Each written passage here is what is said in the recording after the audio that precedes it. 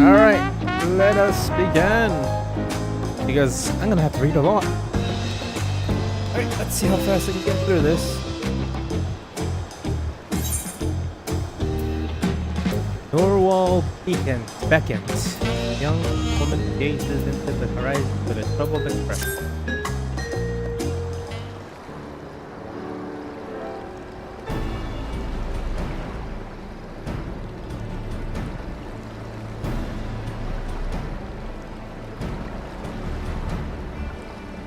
Hello.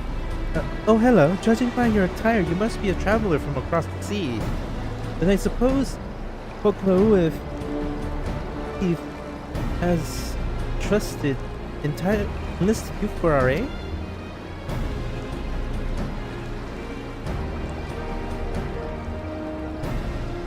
Then you were guided.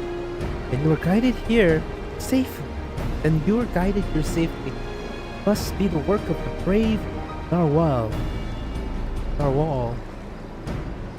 who remains watchful even in this dire time.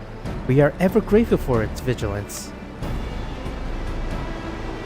My name is Lozenti XIV, and I hail from the northern region of... Oh, okay. She's XIV. XIV.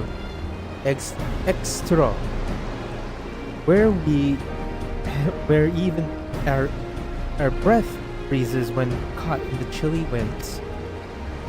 Our people revel at Tyrol, revere a Tyrol visual of the Narvale, whose essence rests in the cradle of the sleepless, our most sacred treasure. Through fathomless depths it swam without rest, protecting its village, its home, from any who would do it harm. Legends tell that the Narwhal could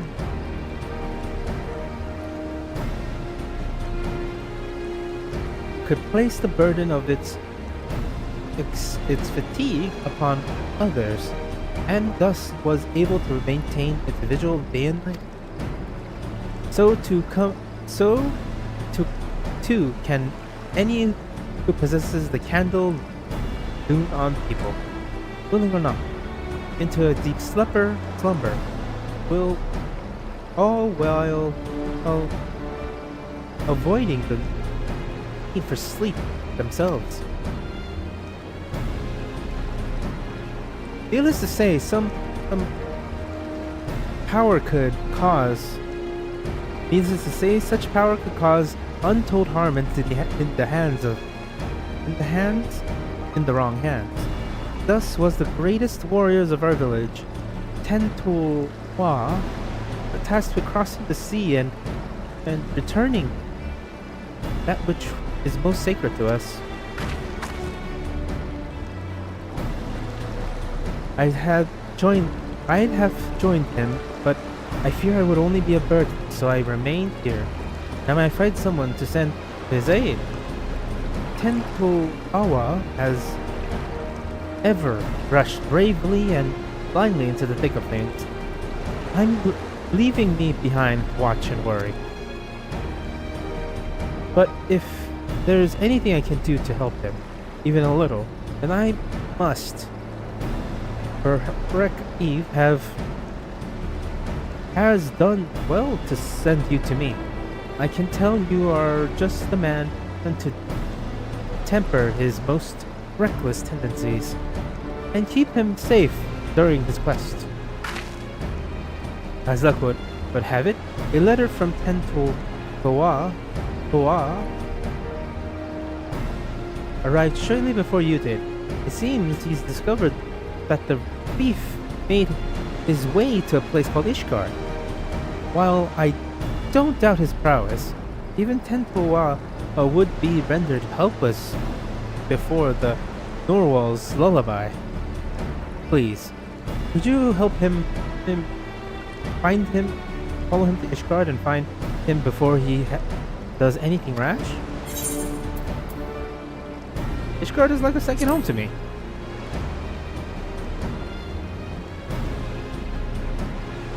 Thank you, Drac'to. I knew the narwhal would provide a brave protector to our side. And Tawa sailed to an unfamiliar place, but despite his hasty nature, he doubtless spent time gathering information about his new surroundings before planning his next step. If Ishgard has a place like this one, where people gather to drink and talk, he might go there first. Ask for a swordsman with blue hair and attire like mine, and I'm sure it won't be long until you find it.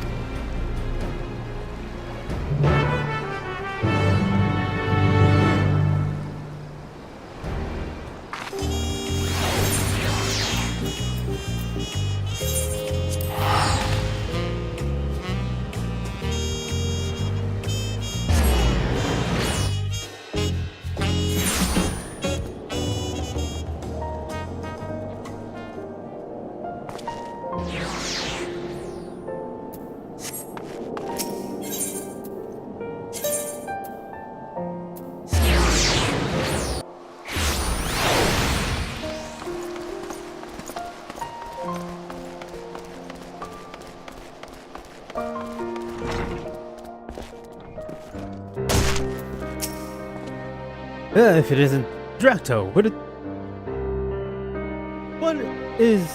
will be?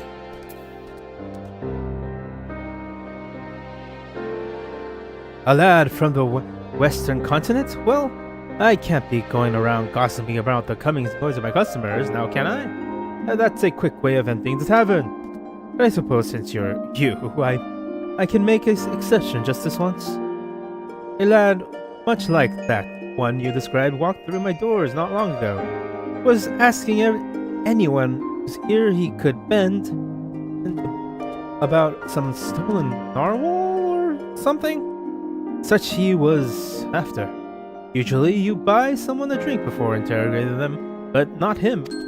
Nobody knew what he was going on about, but he was determined. Asked where else in Ishgard people might gather to flap their lips. So I told him to head to the jeweled cozier. If you leave now, I reckon he'd still be there. You'll know him when you see him. Trust me. A jeweled cozier. Okay.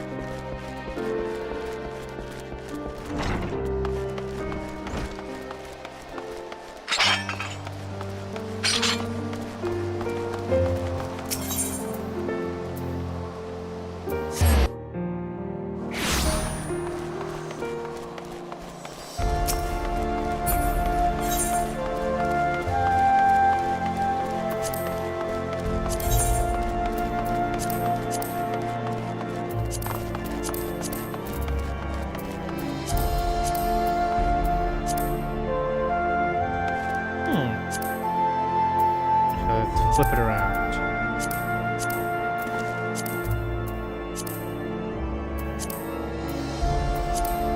Gunmetal black. Metallic silver. Go, brass. Go. Letting go. Let's flip that around. Go. Wine red.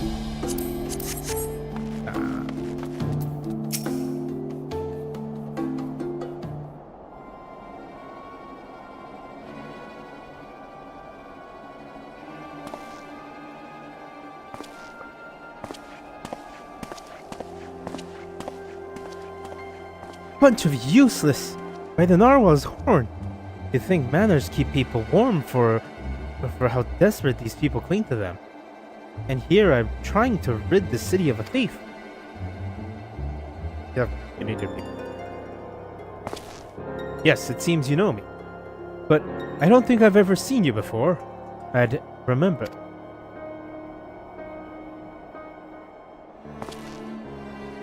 Liao Zhen Qi sent you, even across the sea. She can sense when I'm in trouble. Well, I won't deny a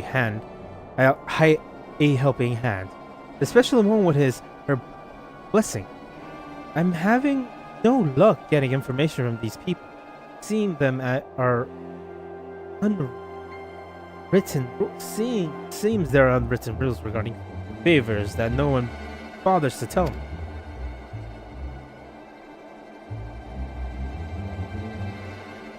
I know the thief traveled here, but that's where the trail ran cold. I thought it'd only be a matter of time until they use the cradle to commit some misdeed or another, but it seems nothing is amiss within or outside Ishgard's walls. I have only a description to go on, although it availed me nothing so far. A woman of a race known as in this land as Elizabeth. She has striking red hair and eyes the color of rust. A scar dominating her forehead and a mole resting under her lips.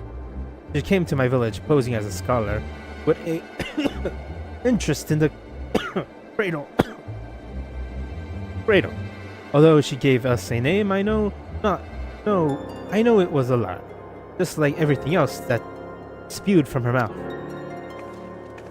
The bounty of meat, vegetables, and fruits she offered was worth its weight in gold to us. Following the cold snap we suffered last year, we couldn't afford to turn her away. But looking back, I realized how brazen her deception was. Although she wore the robes of a scholar, she moved with the poise of a predator. I marked her as a fearsome warrior the moment I lay eyes upon her. Of course, she wouldn't have been able to travel as far north on her own if she was unseasoned, so I thought nothing of it at the time. It was my first misstep of many. Oh, he's a gladiator. No problem. That's all I know. It's not much, but if you see even the smallest scrap of a clue in there, it'd be a damn sight better than what I currently have. Fellow scholars studied in Ishgard without passage through. Few scholars study in Ishgard without passage through the astrology. If she even has an ounce of guilt, she'll seek penance at a skilled swordsman would know among the light. Few scholars study. I don't think she has guilt. I see your point, but her guise as a scholar was only meant to win us trust. I doubt she's a woman of learning.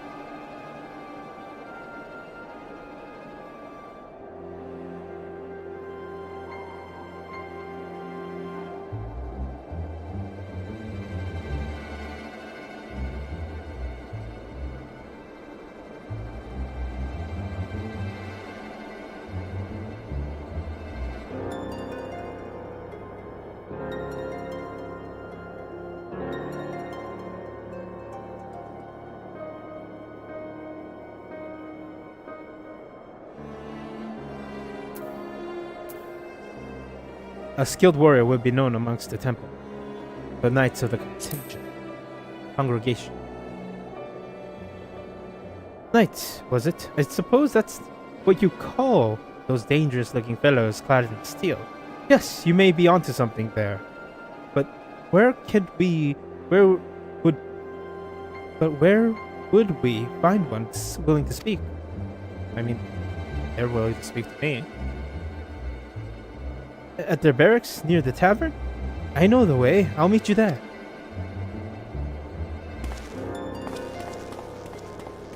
What?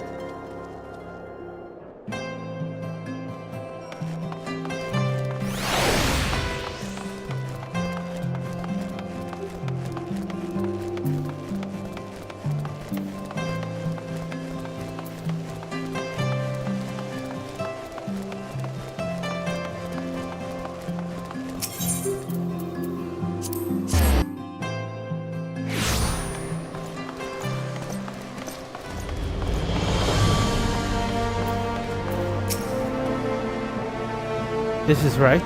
Let's not waste any time, Drac'to.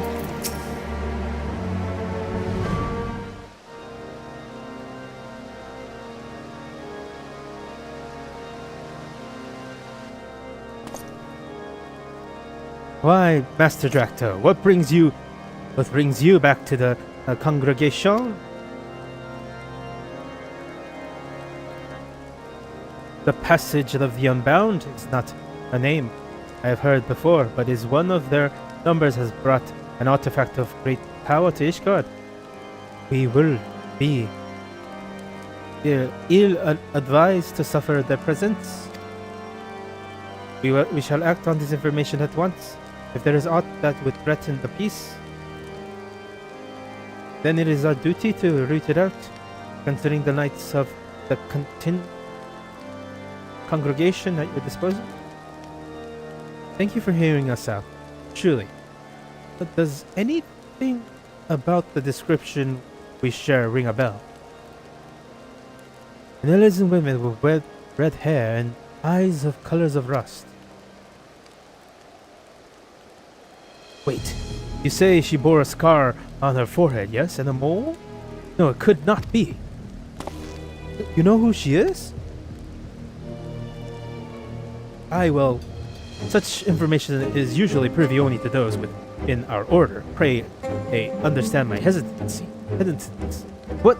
Weren't you listening to anything we told you? She's dangerous to be left alone. This wasn't the time for secrecy.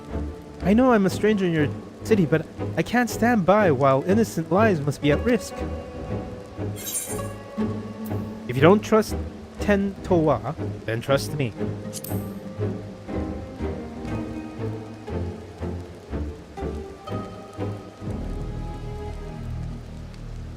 You're right, of course. If the hero who ended the Dragon Song War is not worthy of our trust, then who is?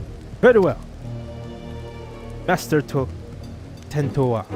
pray accept my apologies.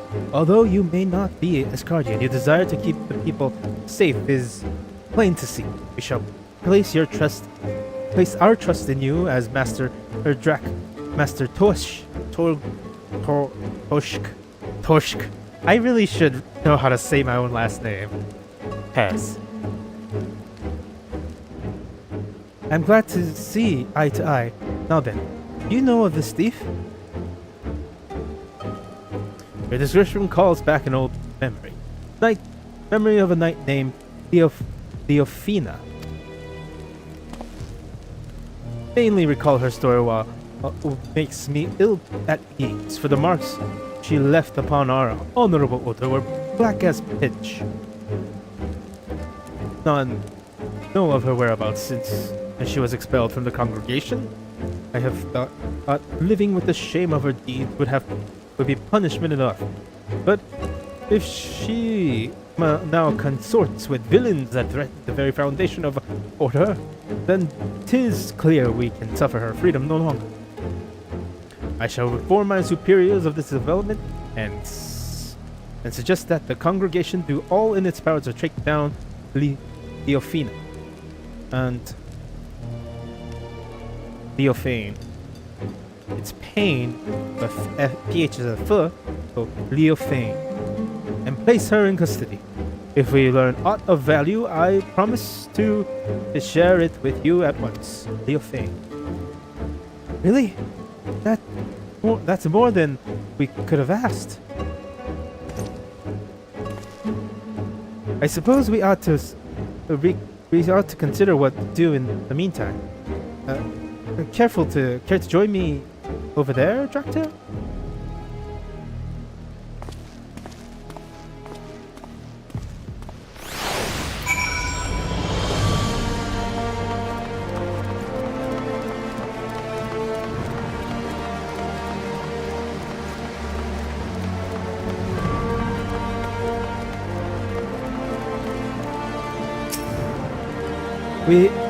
We have the name of Leophane, a former line of Ishbar, which means she knows how to hide herself in the city well. Grasping about it, straws won't get us anywhere. My own unfamiliarity does little to help our chances. We have no choice but to wait until the knights discover a lead. Nevertheless, I intend to spend every waking moment learning more of this city and its wonders. As for you, I only ask that you be ready to move at a moment's notice. Until then, be well.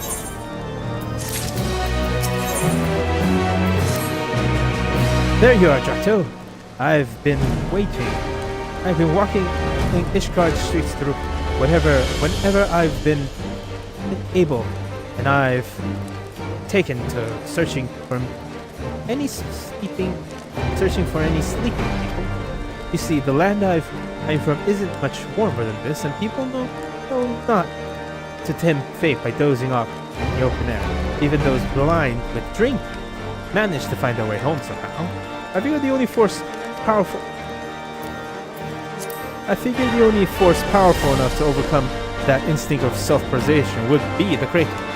So if we find us sleepier, exposed to the elements, we must very well discover Leofen's nearby. I can't imagine she brought it all this way just to remain idle. It's a tedious prospect, but we need to scour every back alley and hidden walkway before anyone catches something much worse than a cold.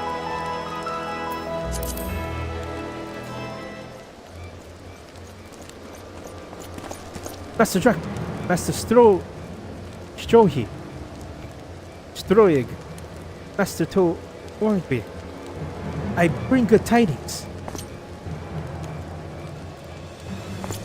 The Temple Knights waste no time in distributing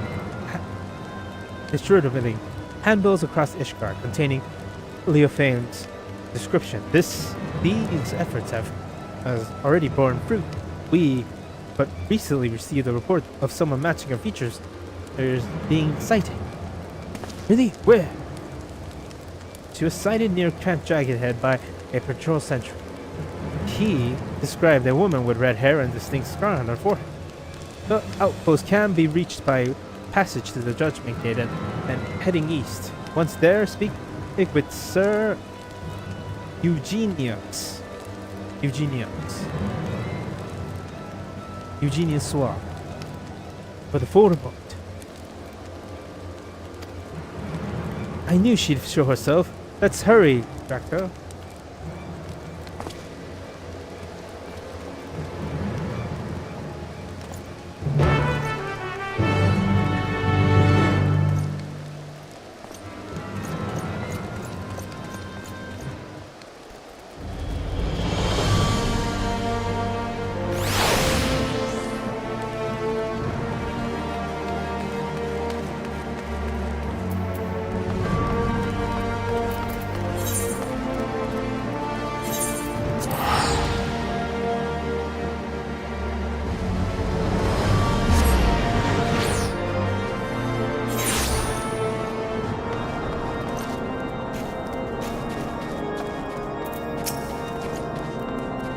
This must be him. Well, don't dally. Well, I have information you were on your way. This is concerning the report by one of our sentries, yes? He cited a woman matching the description in the handbill. Sent by the congregation, she was headed south along the pathway, but that is all we know.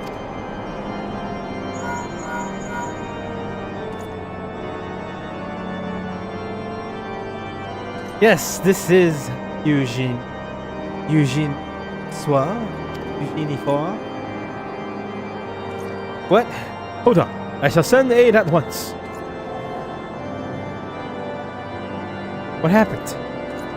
The shipment of supplies was delayed by monstrous feast. The contingent of Temple Knights should have been protecting it, but something is amiss. They need our help.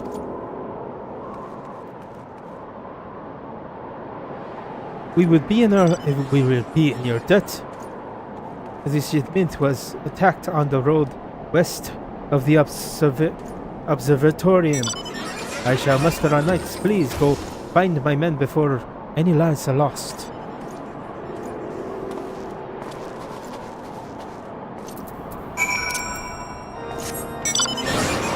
Man in barbarian gear flies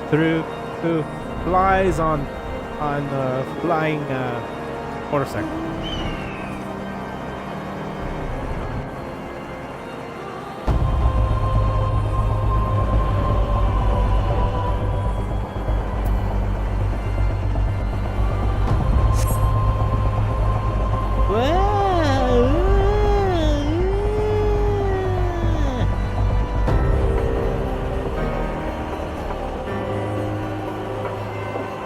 Fly! Behold! Behold! They should be close, right? I'll search the other side of the river. Drac'to, you search further down the road. And keep your weapon at the ready.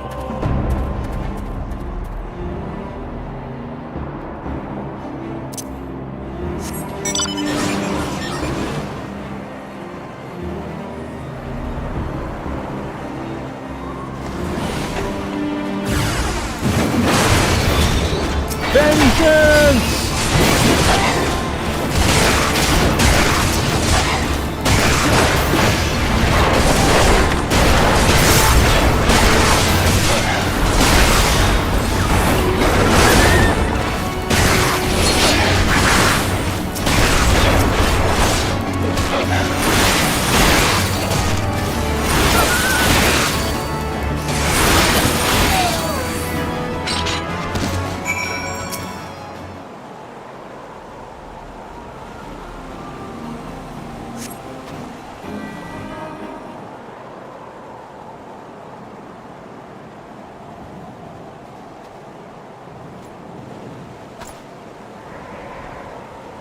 You saved us. We are almost.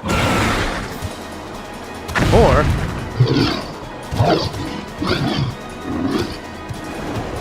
You won't be a feast today!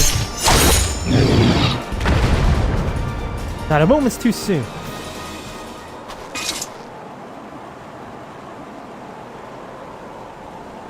The wide-eyed watcher, eternal and eternal is the sleep of it bestows.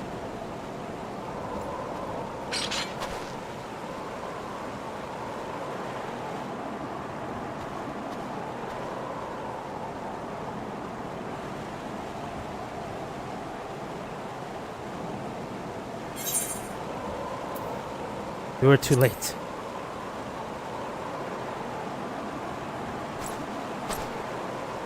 No, they're not. See, they're sleeping is all.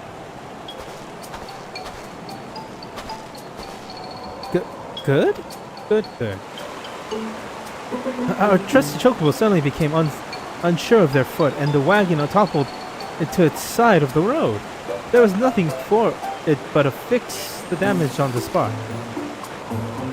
The temple knights went to secure the area, but before I knew it, each and every one of them fell asleep where they were standing. Then the beast attacked. It was just me before these snarling fangs.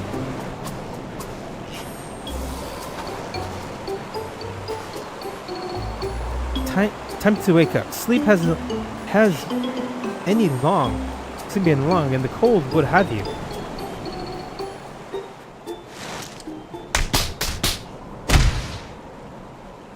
What happened? What happened?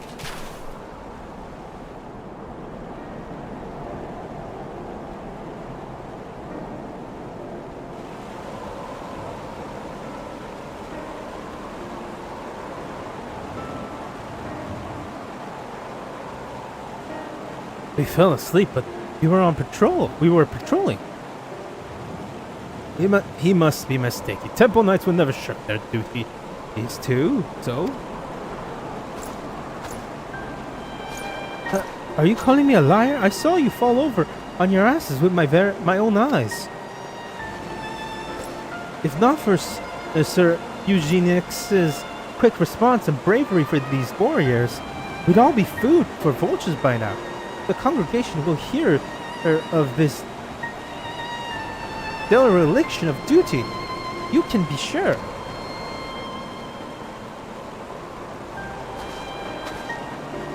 Hold on just a moment. They aren't the ones to blame. A sacred relic of my people was stolen there. Now isn't the time. Sorry. Forgot I say anything. Forget. Whatever daziness overcame the chocobo seems to have passed, so I resumed my journey once the carriage is repaired. Assuming my guards are quite refreshed, I believe we can make it on our own. Please, return to Camp Dragon and warm yourselves.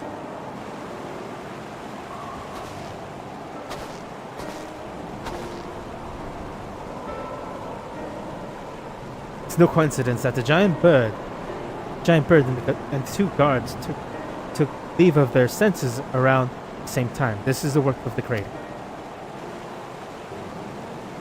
But even if Leofen's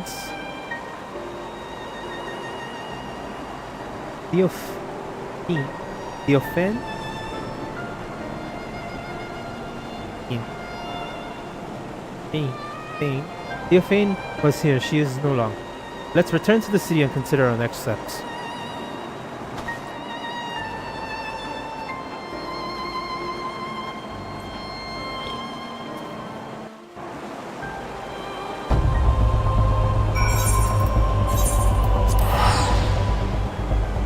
Greater teleportation!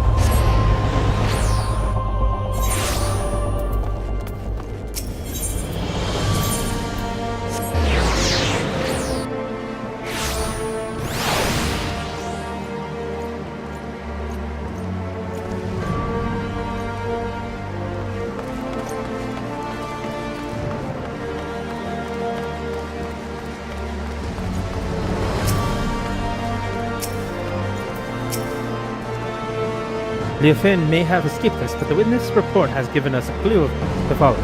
Thank the Narwhal for guiding us swiftly to the lands. We have received reports of an incident near Dragon. Two of our own sleeping on duty by the Fury. Have you reached them even a moment later, the day would have been much darker. Although it pains me to say it, those two shall be punished as befit the magnitude of their negligence. If I may, I don't believe the blame rests entirely on their soldier. The cradle of the sleepless was used on them, I'm certain. Ah yes, you said it possesses the power to lull others into deep sleep. I admit that would explain the inexplicable circumstances. Regardless, they were still bested by their enemy, and their charge was almost killed as a result. Punishment is the only recourse. I see. A harsh stance maybe, but I can respect that you don't treat your duties lightly. Well, if you learn anything else of Leofane's plots, please let us know at once. Even though we didn't find her, I'm glad we were able to save those soldiers. Thank you for coming to us. Nay, 'tis Temple Knights who owe your thanks. We shall continue our search, and rest assured, you shall be the first to know of any developments. Drac'to, there's more I would tell you about the crater. Well, the things I would have told you sooner. Join me over there, and I will do my best to fix the mistake.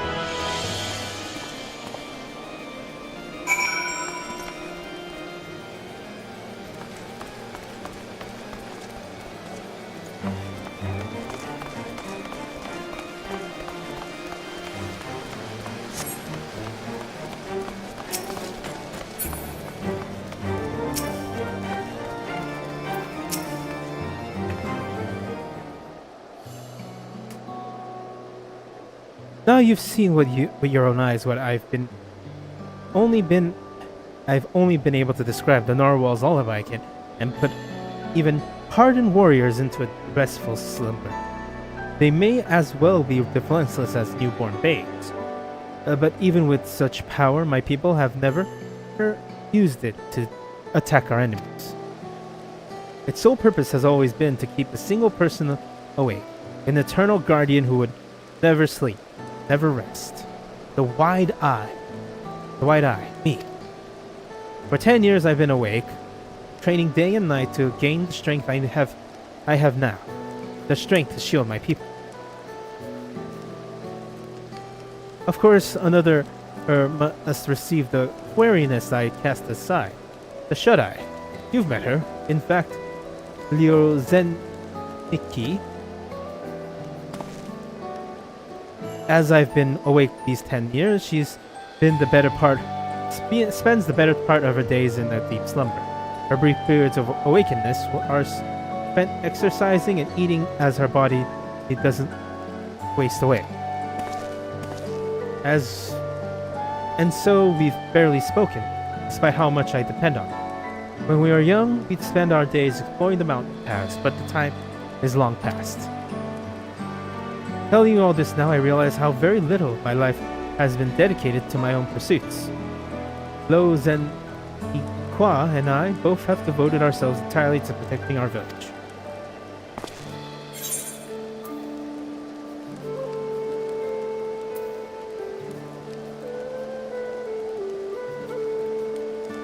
Don't you miss Lo Zen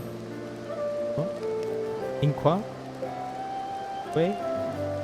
I do. I see her only when I have to use the Drac'to, and even then she is sleeping. I barely remember what her smile looks like. A life unencumbered by sleep might seem like a life of freedom, but for those you care for most, aren't there to share it with. You can feel like a prison. It can feel like a prison. But we don't have the luxury to dwell on regrets. I see now that although my people never use the Drac'to for ill, wicked hearts can twist anything towards evil. And that's something I can't tolerate. The only thought the very thought that this might happen again makes the bile curl in my gullet. We must bring Leofen's and scheme to an end.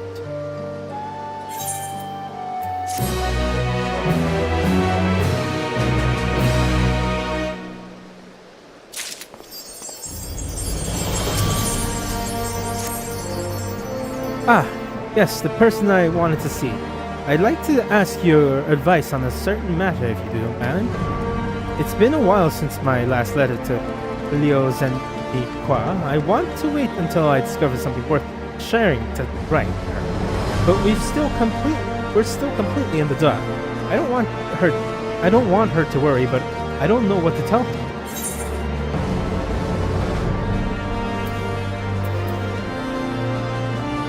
Tell me you're in good spirits. That will suffice.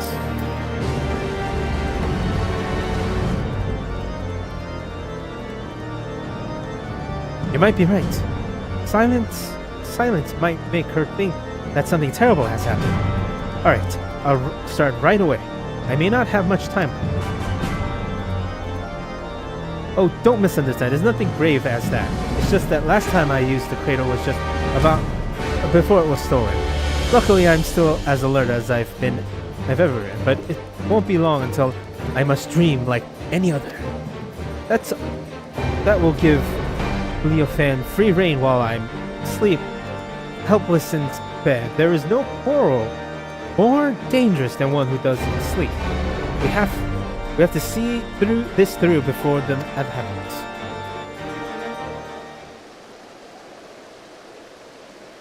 My lords! Master Tsohg, Master Tentowa. We have received reports that several groups of temple knights have fallen afoul of what we can only be your stolen artifact. Several? Let me guess, they were all guarding someone else. You would be correct.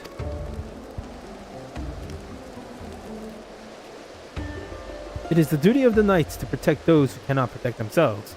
If we fail at even that most basic function, then our honor means nothing.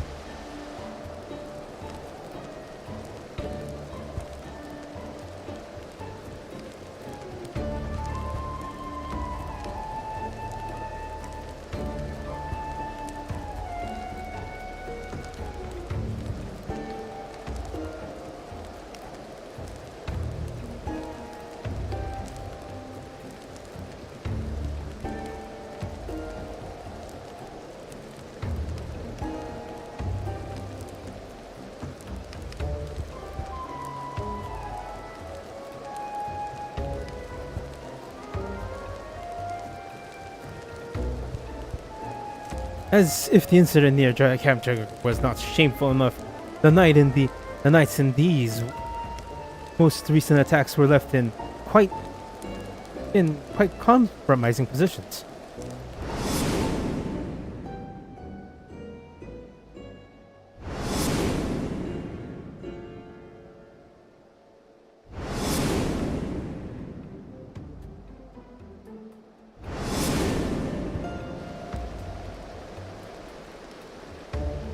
Yet the weight of the embarrassment is a trifle compared to the guilt we would bear if any innocent came to harm. The Fury was merciful in that respect, but we would rather not see the incident repeated. Still, while the Temple Knights may not we must work to repair their reputation in the days ahead, it is a far cry from bringing Ishgard's crumbling to its knee. Truth be told, the method of this passage of the Unbound leaves me mystified. But Leofin was cunning, if nothing else. Till we can discern her true motivations, we have little recourse but to wait till she makes a mistake. Perhaps she gets jolly seeing people humiliated. She may be testing the limits of the power of the artifact's power.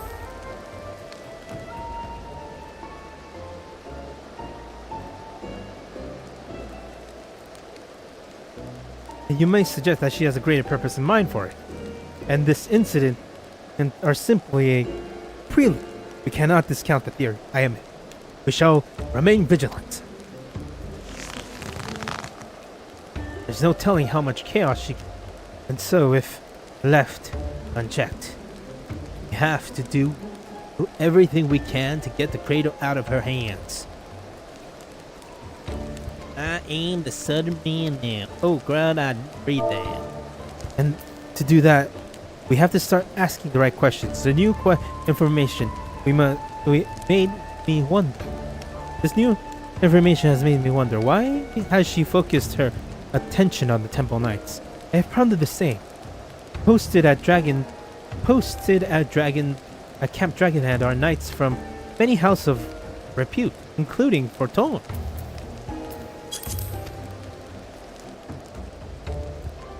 Being a former Temple Knight herself, Leofin Thanes doubtless knows their habits and training.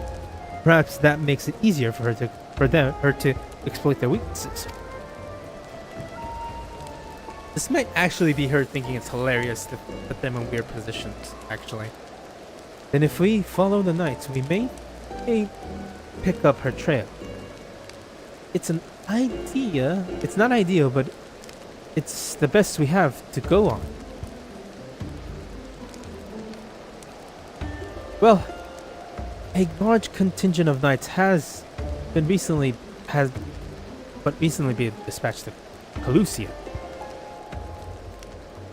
You remember her Gorgan's mill, yes? It lay abandoned near where the heretics were driven from it. Ever since. Yet there is ever the risk of unsavory elements making fests might infest it once again.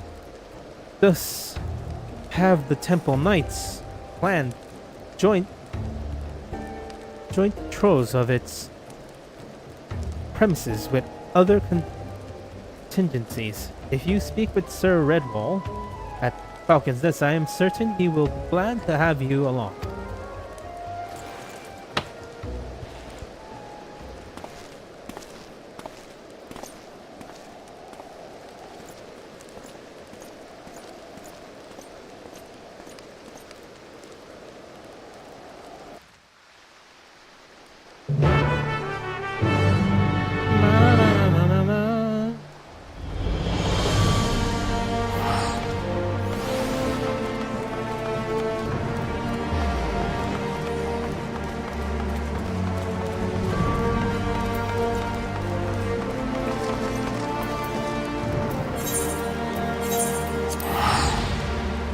Greater teleportation.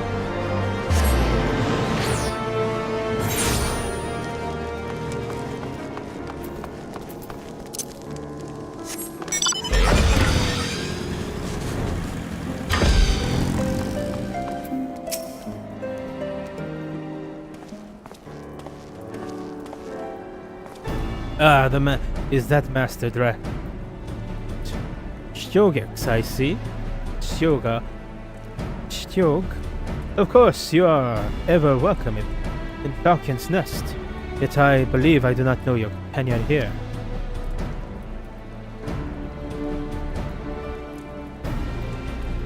Indeed, whispers of the Temper Knight's humiliation has reached us even here.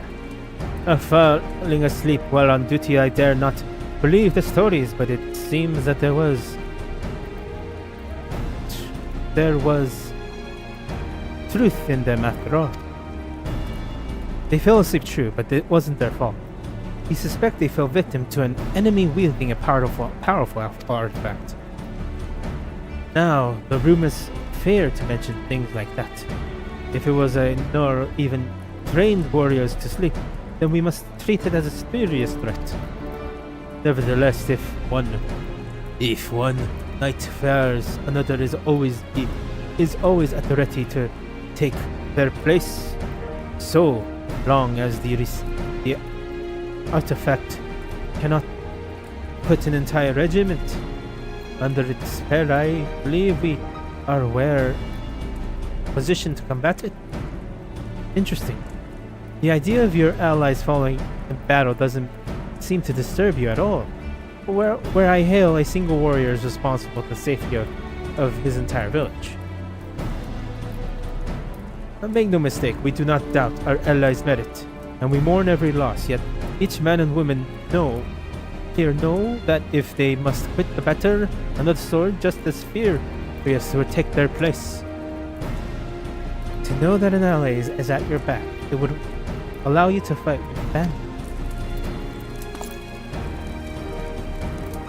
Now you believe this Leofon might have interest in our activities in Gorgeon Mills? Yes. A party has already left, accompanied by a group of Temper Knights. If your suspicions are correct, then they are at risk. I will ask that you follow in their tracks and ensure they have not fallen victim to foul play. The mirror can be found on the road to the north, across the Black Iron Bridge. The party will be arriving there soon, conditions permitting. We have to reach them before Leofon does.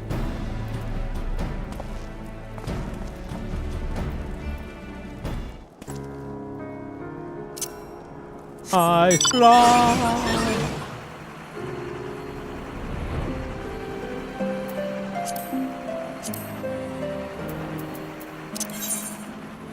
Hang on, Aaron.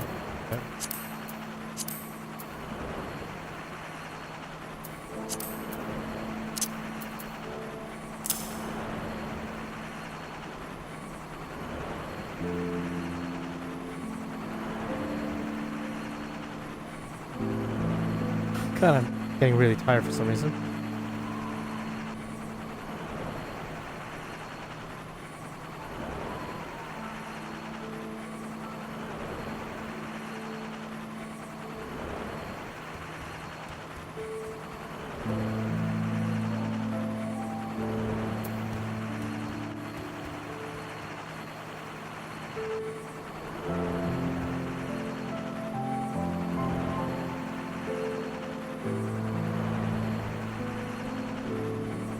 I have 3 more.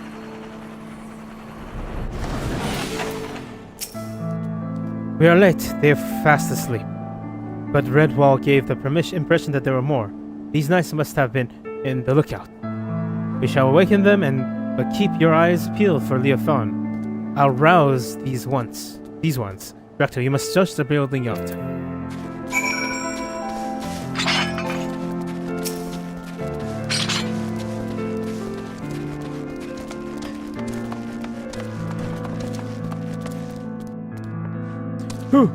Who the hells are you? Oh, how'd you get past the guards?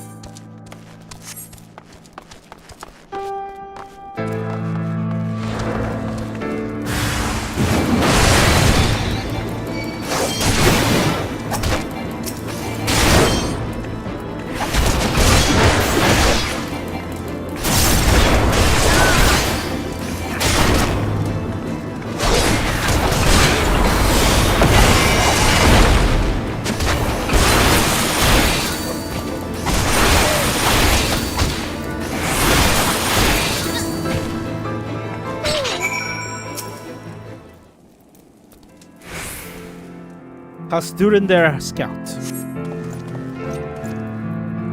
It's you. Thank the Fury you arrived when you did.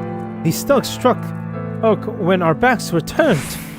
I assumed the Temple Knights were protecting the entrance, so I wasn't as cautious as I should have been. Were they killed? Sleeping. I heard the stories, of course, but I didn't think they were true. Whoever is behind this, I'm sure they didn't count on you showing up. For now, we shall tend to our wounded and then finish our inspection here. Master Tsohg.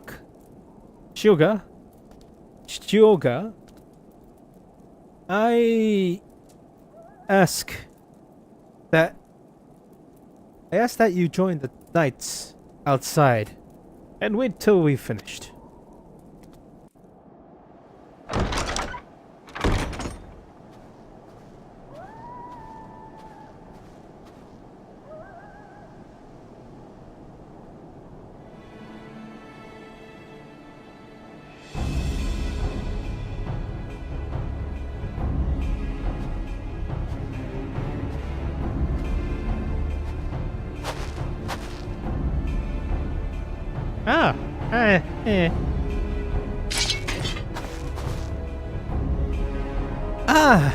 As I thought, you just when I was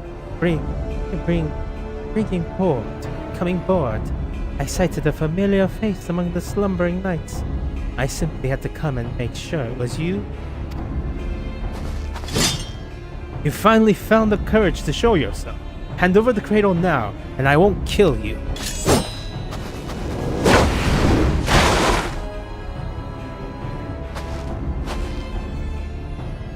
What did you call you again? The Wide Eye?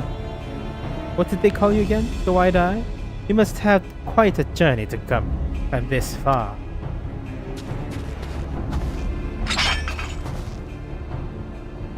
Be careful, Drac'to. This is our quarry. The thief who stole the cradle of the sleepless. This is Leofang.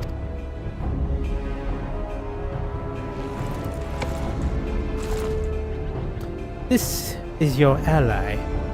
Wear their nimble hands. Weary their nimble hands.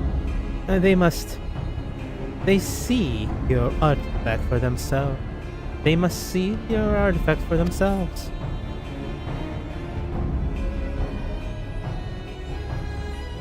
It matters not, I suppose. Before you both throw your lives away, I suggest you think of for a moment. Is the cause you fight worth the sacrifice? As a few of us have known true freedom, if there is aught you would grasp with your own hands, do so before they wither and your eyes shut for the last time. The codes and rules that would bind men are mere illusions. Open your eyes. Truly open them, and you shall see the path of your own. Only a fool would waste their lives in the struggles of another. Quit sprouting nonsense. Spewing nonsense. Perhaps I am here because of another. After all, Alpiachi, who came to me at the heights of my debauchery and welcomed me into her devilish brotherhood. She guided me to great power, yes, and now I lead others onto the unbound path. Yet truth be told, I have little interest in seeing where it ends. To tear down the world's nation discards amongst them, and usher the world into, well, what does it matter? Yet I do derive great pleasure in shaming the Temple Knights. It seems the snickers and jitters deflate their pompous stride as they walk down the streets. If this artifact can hasten their fall from grace, I believe I shall keep it.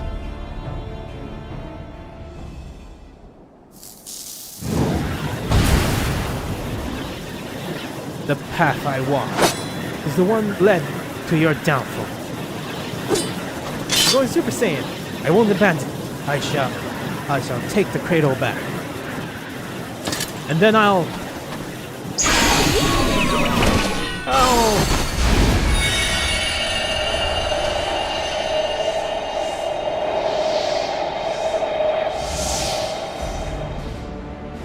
Oh, it is Narwhal. Oh dear, you seem to have lost your train of thought. I thought you cannot hear me, but if you want your artifact back, I might suggest stealing it from me while I'm asleep. But considering the burden I have just passed to you, that opportunity may not come for some time yet.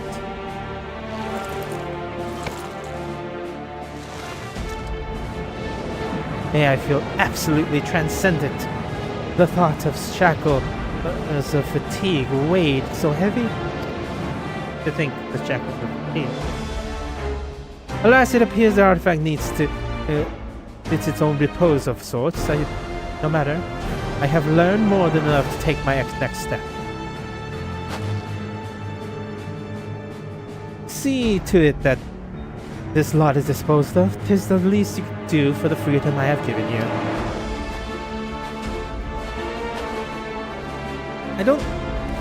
You need to bring more men than 3.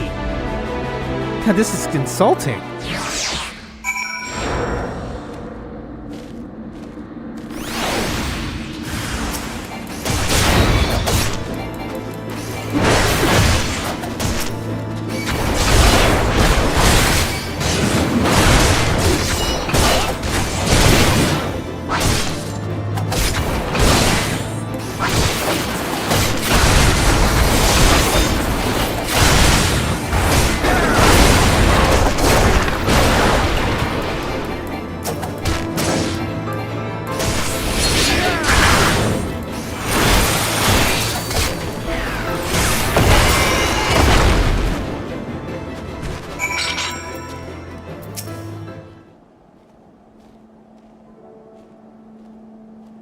Brom, bom, bom. Brom, bom, bom. Try as you might to rouse the Tento Owa, he seems completely detached from the waking world.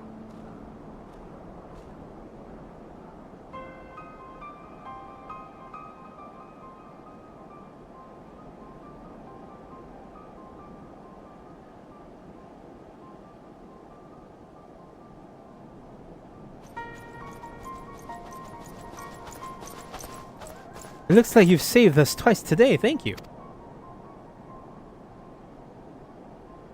And and what of him?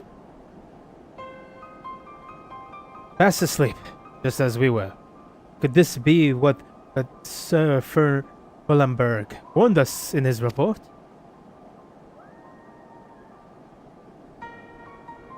I see.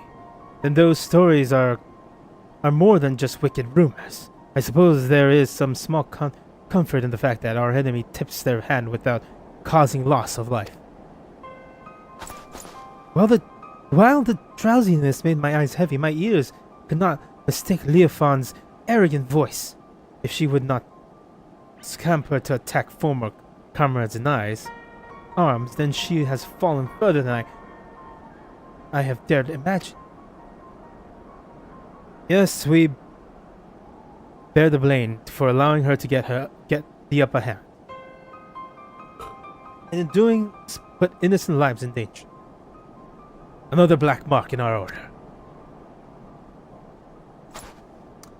Tis only thanks to you and your companion's efforts that the snow was not stained red this day. At the very least, allow us to carry him to the congregation. Our work here is done, so we shall accompany them as far as Falcon's Nest. Drac'to, pray return to Ishgard and look after your friend.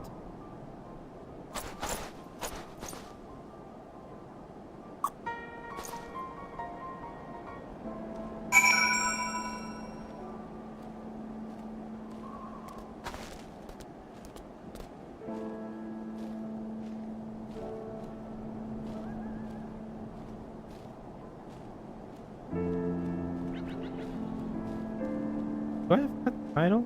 That's it. Let me see. Character. Could be quests. Job role quest. Shoot.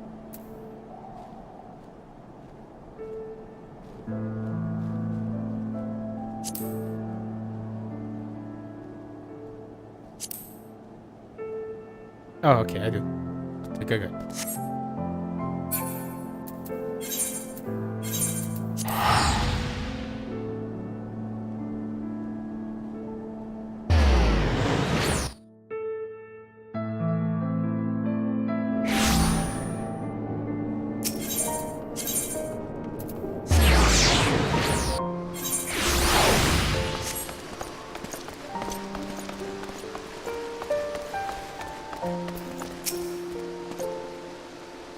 Full glad I am to see you well, Master Tsohg. I understand you came in fresh from an encounter with none other than Leofan.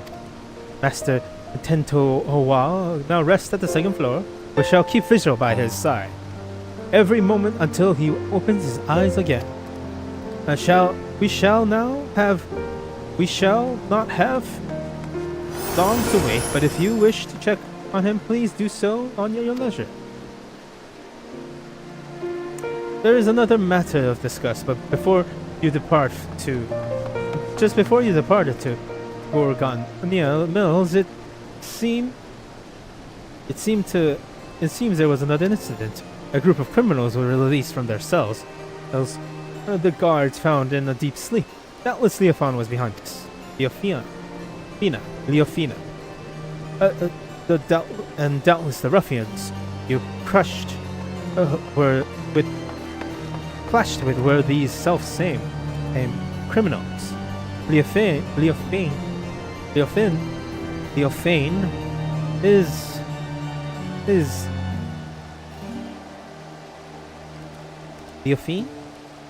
is gathering those who bear a grudge against the temple knights to her side, and using their animosity to her advantage. Now, we now know for certain that Leofane is the mastermind of these attacks, and that her aim is to chip away at the very foundation of Ishgardian knights, our honor. When I shared these revelations to my superiors, we would decide that none would speak publicly of the artifact and his powers. The passage of the Unbound seek to overthrow the nations of the world. One obvious effort to achieve this goal would be to stoke the flames of unrest amongst the common folk, and thus sinking Ishgard into a mire of chaos and distrust. But not unlike blasphemies of final days. As long as these failures are placed squarely on the shoulders of the temple knights, we can avoid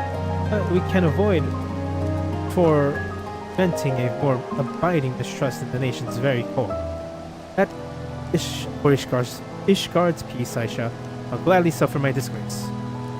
The question remains as to whether we can apprehend Leofan before, or she tears our reputation as tattered. Well, while Master Tentoa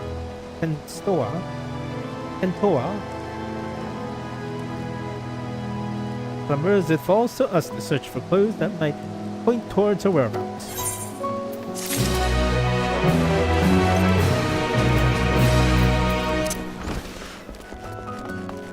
Let's see if the game updates on Leofan's over at... Tentoa. Oh, use this. No, that's not Tentoa. Now that's Tentoa. Hehe. They did put him there. Nice.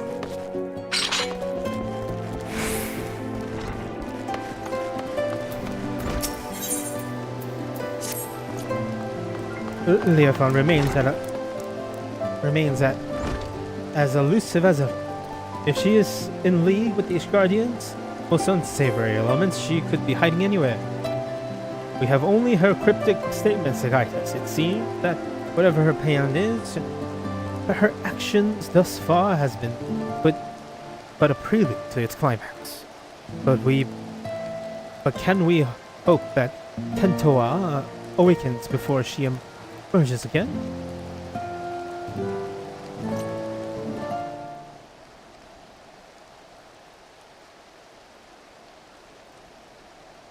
Drac'to, there you are!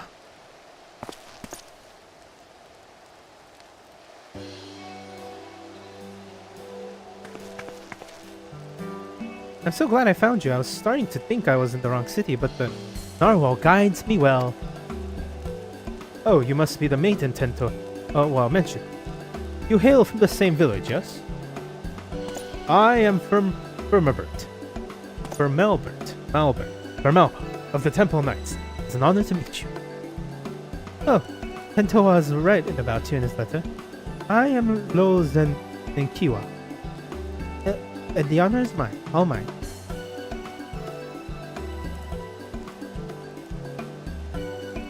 Is Tento with you? I have received a letter from him. I haven't received a letter from him for some time, so I came here to check on him myself. Oh, he was hit by the artifact and is now asleep.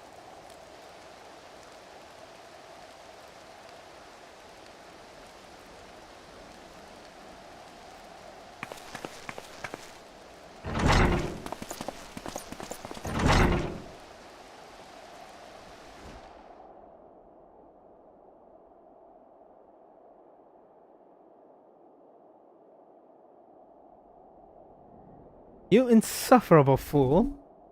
What have I always told you about rushing ahead without thinking? Now you even have the gall to be asleep while I arrive? You promised you'd write to me, and what was I supposed to do when the letters stopped coming? I was worried.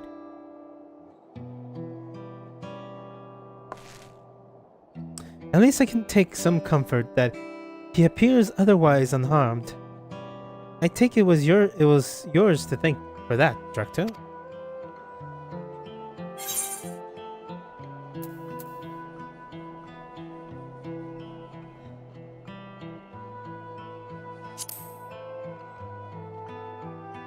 You're the Shut-Eye? Yes, that's right. For 10 years I bore his fatigue, and as a result my body is more fragile than most. But since arriving to Tuliyollal, my life has become normal. As I've walked the city streets and eaten my fill of its food, I feel my strength grow. I can even stay awake for a full day now. So you know why?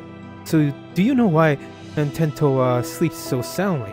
The reports of other incidents indicate that those affected awake in a matter of moments. Yet Tento shows no sign of stirring. Well, I'm sorry, I can't say for certain. But I do know the story of those who came before me. More than one Shut-Eye have fallen into a sleep so much like this. One so absolute that they become death to the outside world. With no means to sustain their body, they will waste away if left alone. So, our people found a mix of herbs and other material that helps urge the Shut-Eye back to the waking world. That could possibly be strong enough to bring someone back from this. We call it spring dew, and its secret and the secret of its making are passed through generations. Each drop acts as a ray of sunlight in the darkness of sleep, a beacon of the dreamer to follow.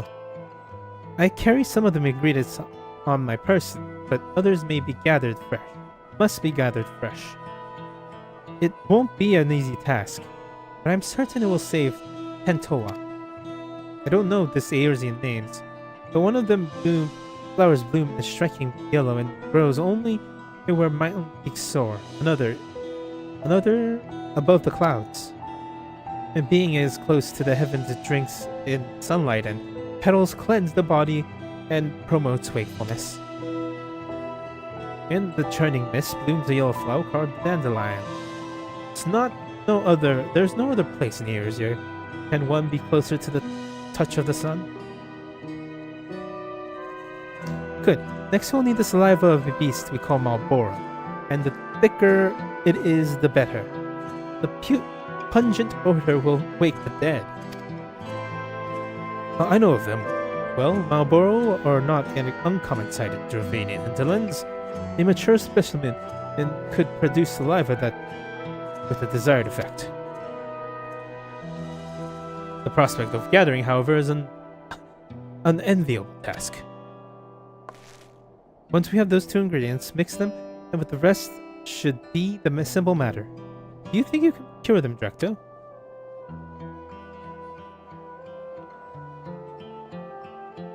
Oh, your confidence is reassuring. Since the Marlborough saliva must be the freshest of the two, I ask that you climb into the heavens and pick dandelion for Tantoa.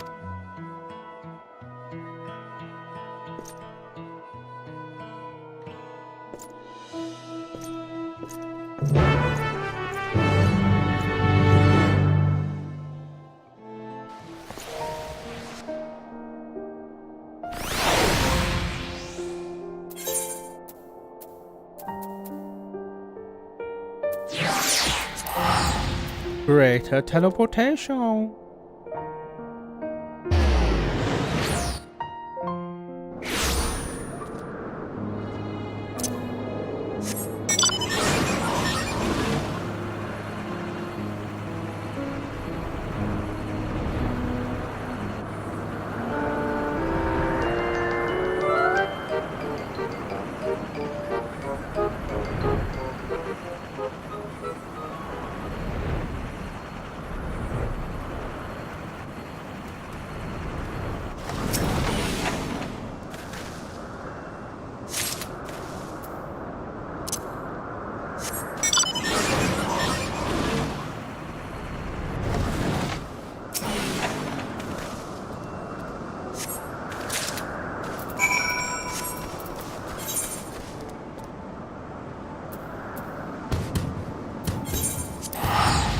Keep teleporting, you asshole!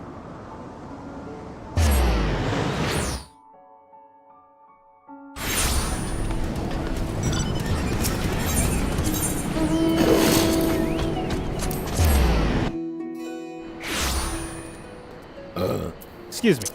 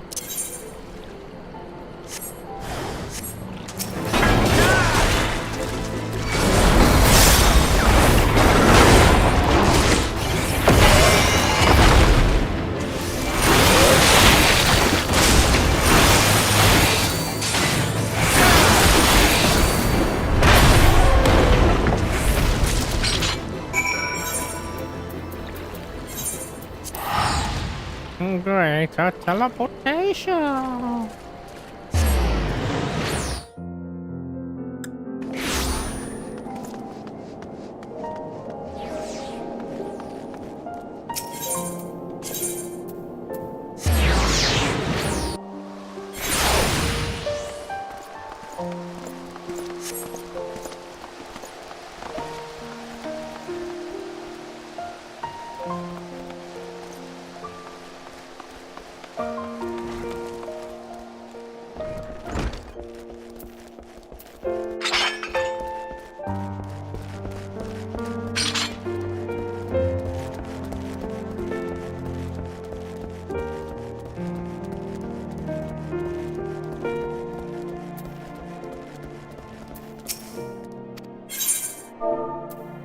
I'm ready to start mixing the ingredients at once.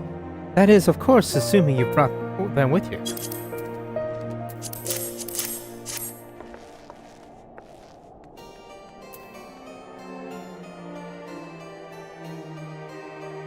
There's a lot to...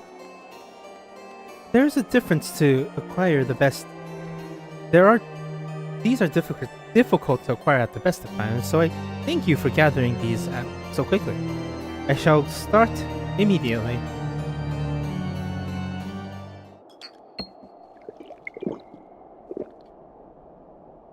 We did all we can. Now we wait for Tsohg to open his eyes. Tsohg.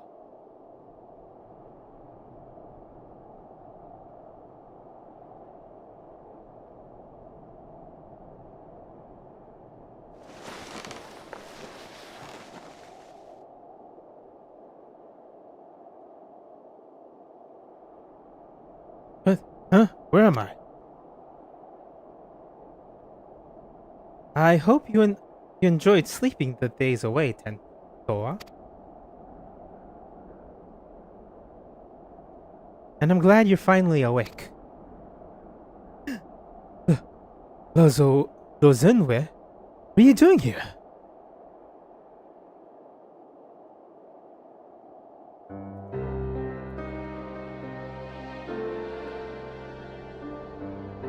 I see. So Leofane. Fane? Leofine.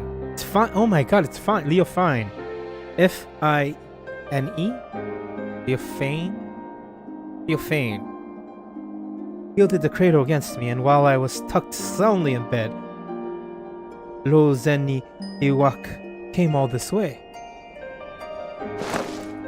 Curse my weakness. Just when we had her. Just when I was needed the most, I failed.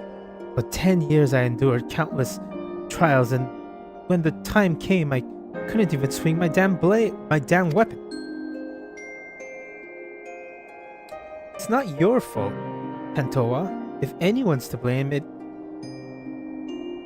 blame for what happened, it's me. No, I won't hear it.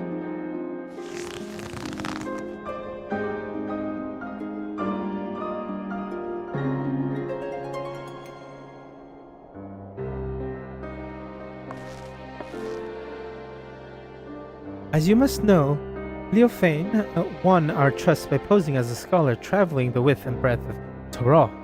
She expressed great interest in the cradle and our customs, and I was so excited to meet an outsider that I answered her every question.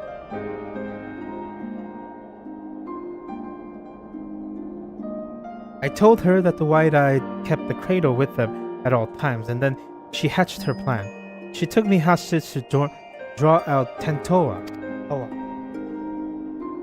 While Leozenikwa was sleeping, and Leofane snuck into her chambers and held a blade to her throat. I had no choice but to give her what she wanted, the cradle of the sleepless. I put Lozentiwa's life before the future of our people. It was at that moment I became unfit to be their guardian.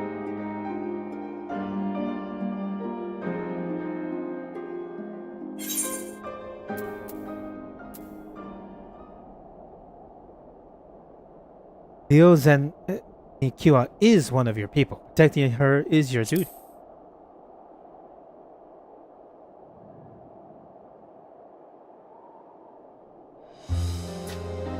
Wait a minute. There's the leaf. Thank you, Drac'to. You know just what to say. That was the only way to see the future where none of my people came to harm. Especially Leozenikiwa. Even without the cradle, you're still our guardian. My guardian. We'll find a way through this together.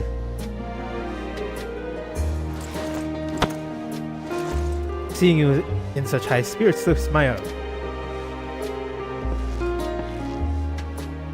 Oh, and before I forget, you trounced Leofane's thugs while I was streaming. Is that in the snow, didn't you?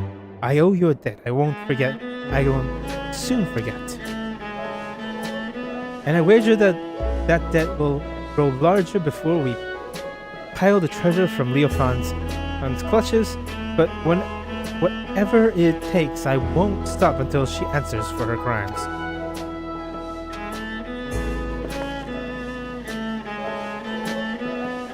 The burp of burps.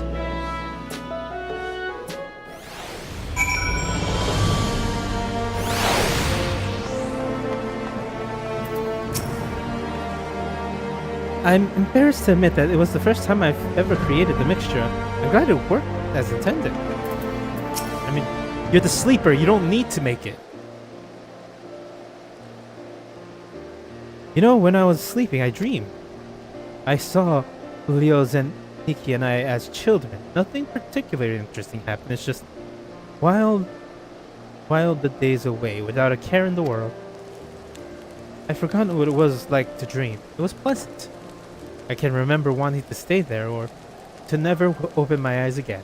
But of course, the moment I gave form to that thought, I opened them and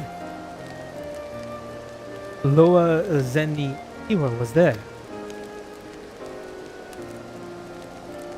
Even if we get the cradle back, will things return to the way it were? We just go back to sending your life in dreams? I suppose so. It is my duty as a shut eye, after all. Your duty.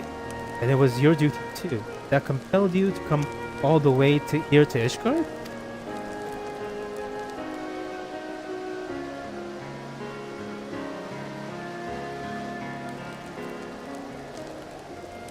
But no more.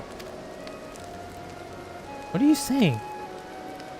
I tried so hard to convince myself that you were glad spending your time, so much time asleep. But being on the other side makes me realize I was lying to myself all along. I don't want to return to the life where you and I are bound together but always so far apart. I want to go back to those happy days where we were by each other's sides.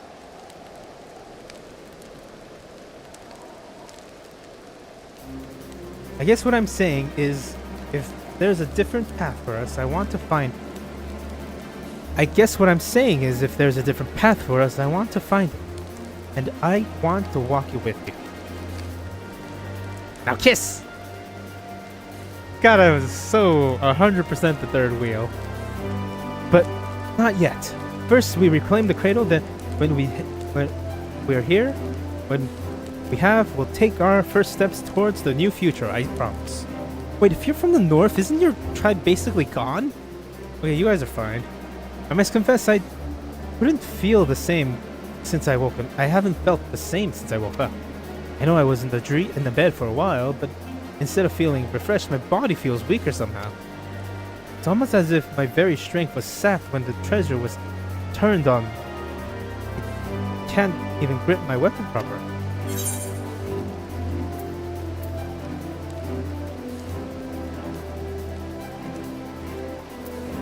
Perhaps the cradle has been sapping the ether of its targets all along.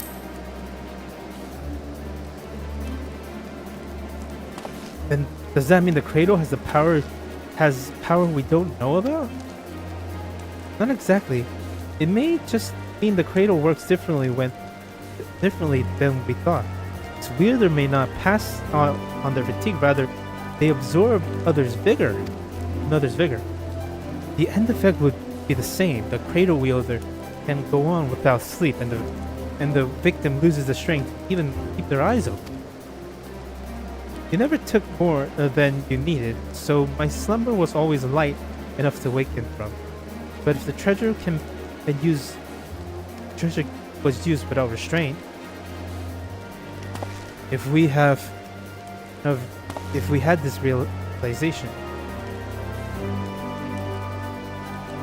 this realization, it won't be long until Leofan does too, and then it will be too late. I have to root her out.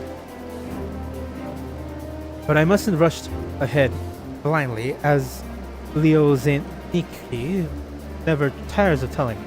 I feel nearly weak as a child right now. I must spend what precious time we have training to regain the strength Leofan stole from me. You have my thanks. I won't rest until I'm in top form again.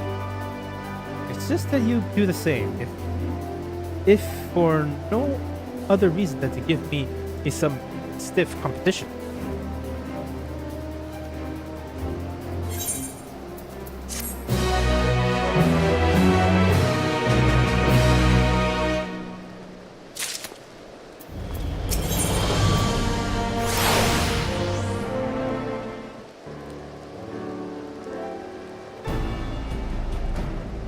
You're looking strong, Drac'to. While I am not at my old self, yet I feel better by the day. Still, there's much work to be done. I need to be even better than I was before, if we're to have any hope of catching the effect. I wonder what she's plotting with the rest of her cohorts. She knows they aim to topple nations around the world, but this is an odd way to go about it, don't you think? Why haven't her misdeeds in Nishgard extended any further than the Temple Knights? Well, she holds it. We've pondered that same question. Our best guess was that as a former Temple Knight herself, she chose them because she knows how to exploit their weakness. She's using her knowledge as her weapon, and we need to equip ourselves likewise. If we can learn more about her, we might be able to anticipate her next move. A good plan, but I admit I have no idea where to start. Shall we ask Firmabert? Firmabert? I've already have. He said that while he never knew her personally, the knights in her old squadron might be able to shed light on her past. Some of them even now patrol the city, and Firmabert was as great help in telling me where they might be. You've been busy, Loaz and Keith. Well, I can't remember the last time I was awake this long. Don't want to stay around until I got tired again. And well, we're all better for it. Since you've gathered the information, it's only fitting that I do that.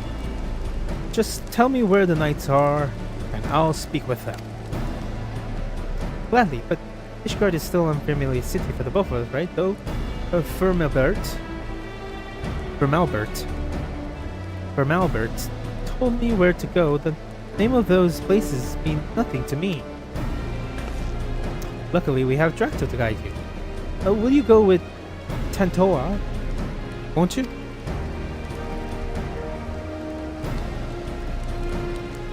I think we should count on you. I knew we can count on you. Alright. Take notes of these locations.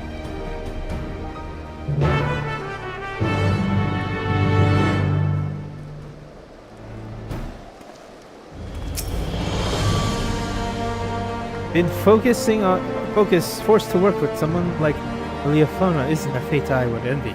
I'm curious to hear what these knights have to say about her. Hopefully they provide insights that will help guide us forward. Time is of the essence, Drac'to. Let's get go. We're moving. La, la, la, la, la, la.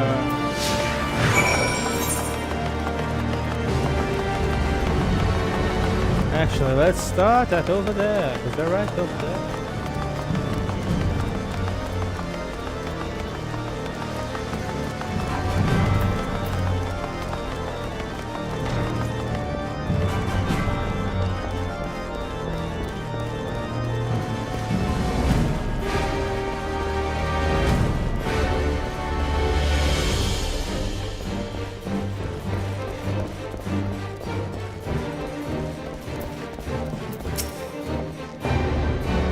Oh, no, this is a rare privilege. What business could Savior of Eorzea, Savior of Ishgard, have with the humble knight? You want to know what Leofon... Well, many temple knights come from a low stock, but she was different. Despite what she became, Leofon was born of noble blood. Leofina... even so, she often made mock of Ishgardian customs and the responsibility that bounded the conduct of a noble family. Doubtless she yearned for the freedom all of her life, or her ideals of it anyways. Although her deeds caused her to be expelled from the Temple Knights and summarily stripped of her title, she may have actually desired that outcome. She hated it so much, yeah. All she had to do was leave. heard she did leave for a time at least, but but now she is in league with a group that aims to plunge the world in chaos. If a selfish heart like Leofina was sought out to aid in the plot, I shudder to imagine how wicked their leader must be.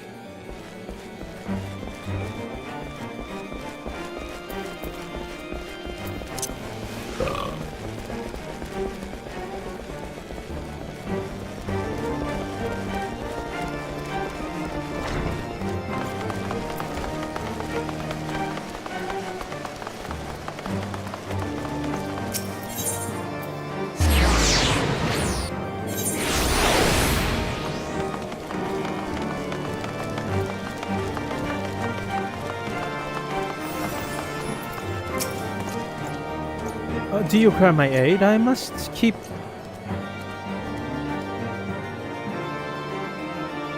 Do you require aid? I must keep watch. So forgive me if I do not engage in idle chit-chat.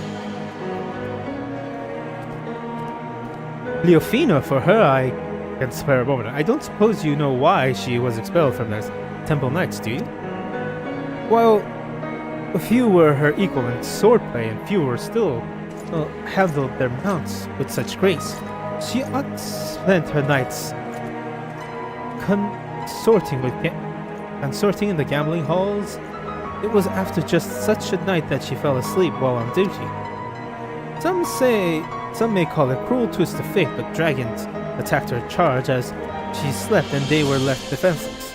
In her negligence, she was deemed to have aided our ancestral foe, and thus was stripped of her knighthood and noble title. Knights falling asleep on duty, a story that had become all too familiar. Given what happened, I have no doubt she came to fear sleep. Yet now she has conquered that weakness, and she wields it as a weapon against us. She may even believe herself to be beyond the reach of mortal danger, yet she only deludes herself, and in time she'll be made to answer for her deeds.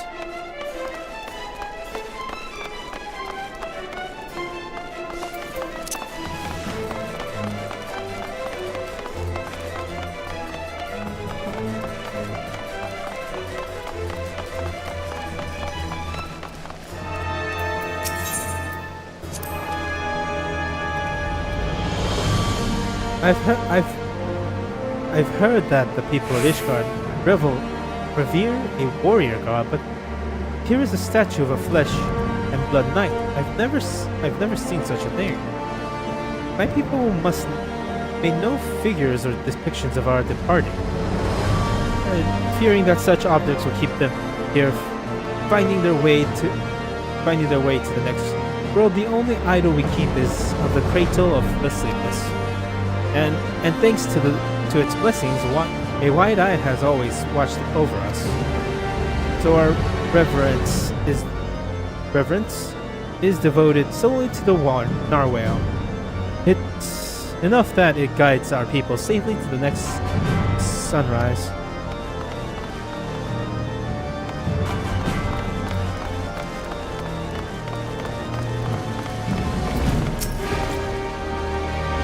It's quiet. Even so, I must remain vigilant.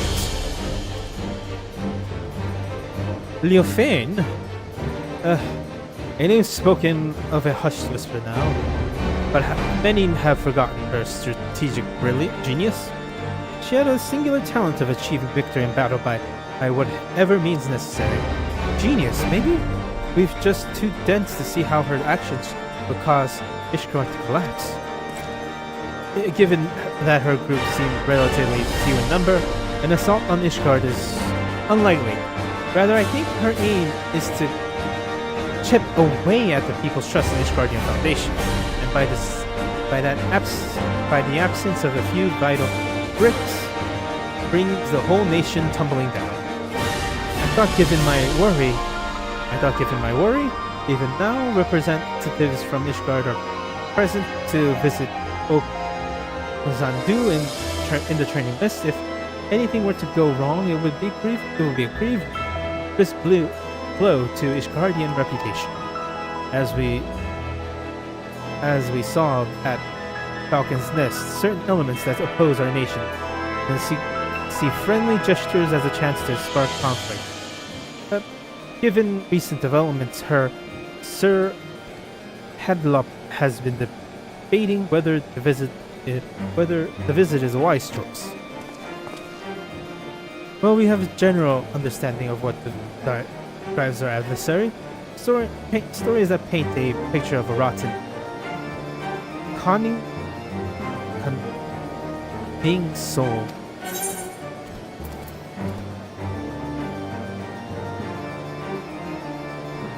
We know enough to guess her next move.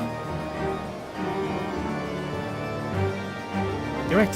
Whatever her ultimate goal may be, it's clear she has almost blindly a focus on shaming the Temple Knights, and this, what she calls it, a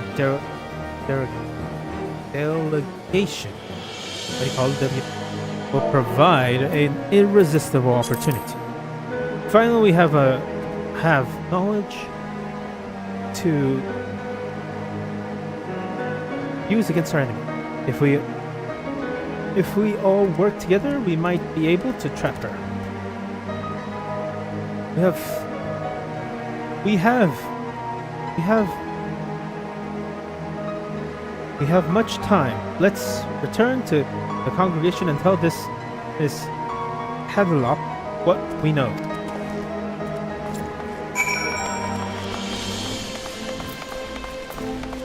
I need to look at the thing.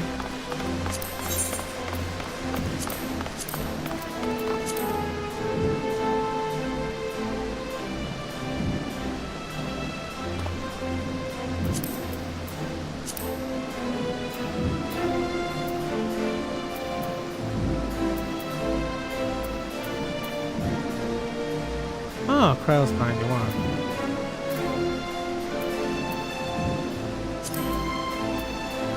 I stand ever ready. I won't let you down.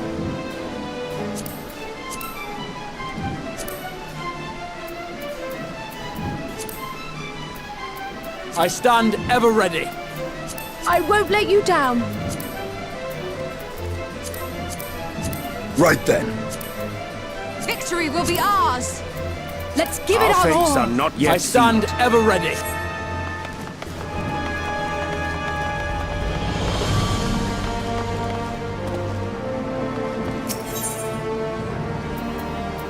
I'm gonna start leveling up my trust companions off screen. I'm shifting shifty eyes.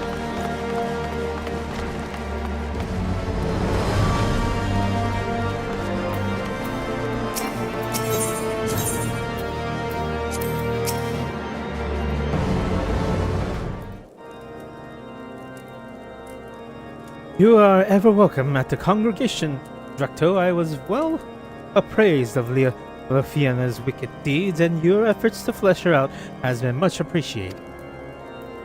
This must be Master Tantoa, who crossed the ocean from Tyrol.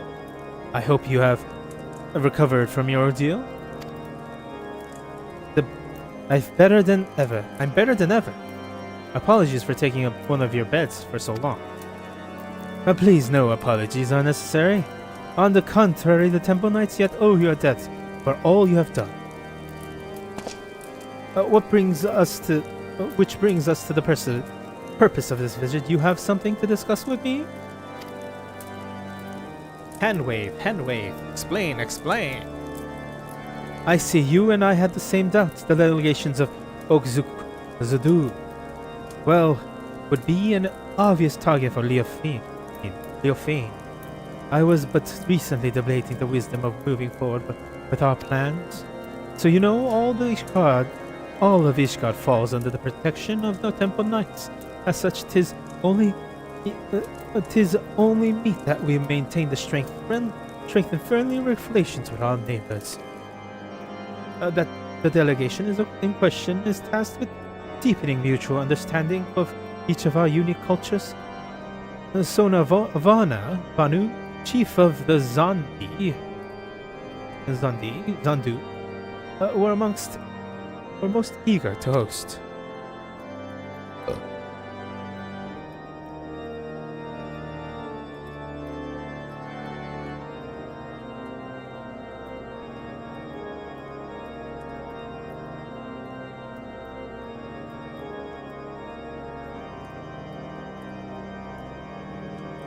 It's so long as the specter of Leofane hangs over our altar, I fear visit abroad are unwise. Such should any of the Vanu come to harm, our relations could be damaged irreparably.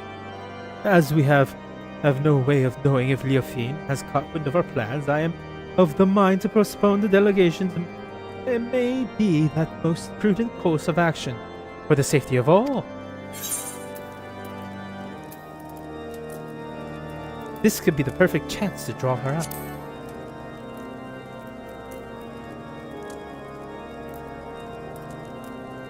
That's right, Drac'to and I won't let anyone come to harm. As long as you warn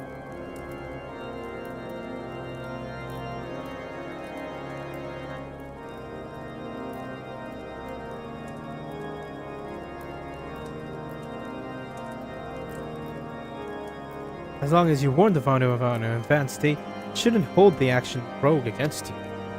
If they're truly your allies, they'll see the wisdom in your judgment. Please send the delegation as planned. It'd be our best chance to capture Leofane.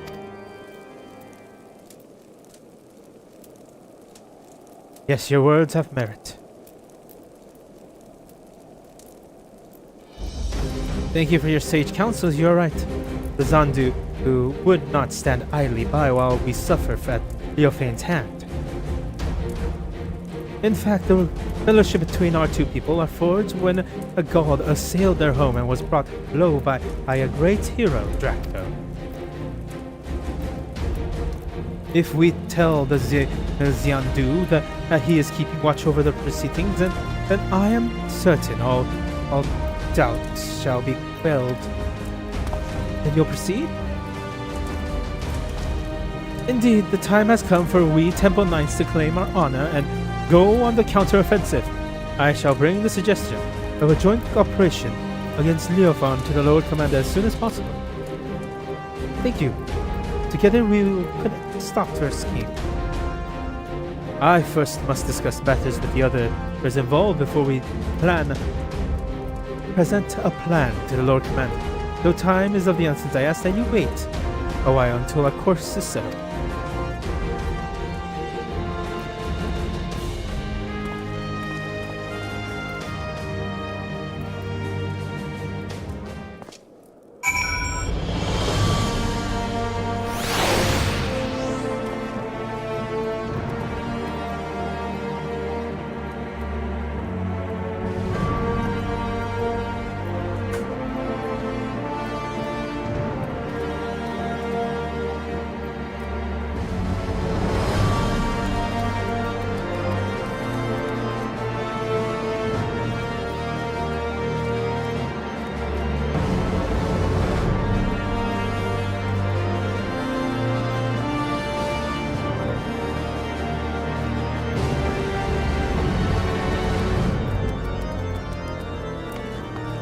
Alrighty, I don't think this might be enough XP, so I'm gonna have to do a trial.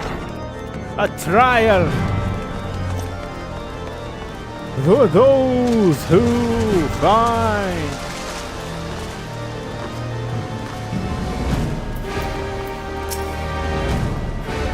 Tantoa tells me that you've learned of Leofane. What you have learned of Leofane? To be honest, I do empathize somewhat with her desire to be free of the bounds of sleep, but that's where my sympathy ends. It's simply because we must sleep that every awake moment is precious.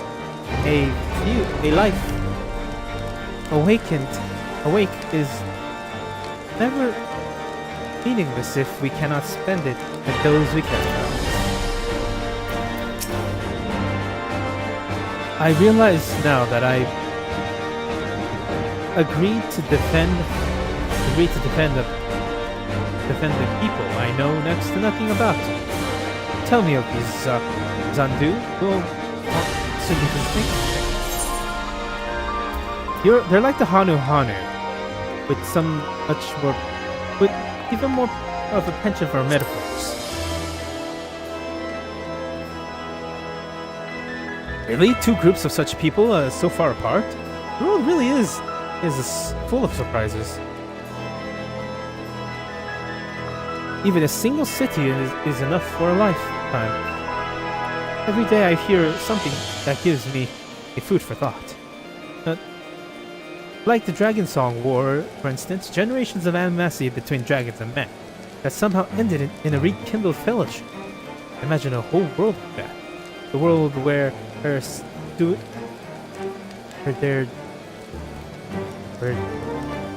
there'd be no need for protectors.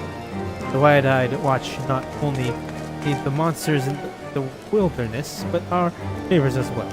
We barely even considered sending delegations outside our village gates. And the cold snap only made things worse, with everyone struggling just to survive. Our every thought goes towards defending our sacred resources, scarce resources. But if we only look outward with weariness,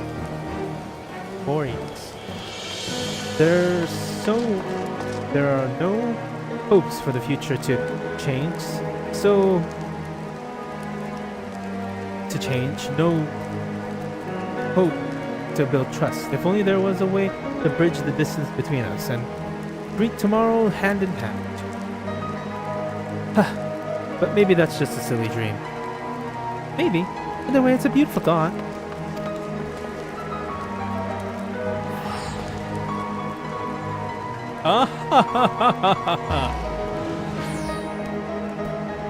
Oh, I'm glad you think so.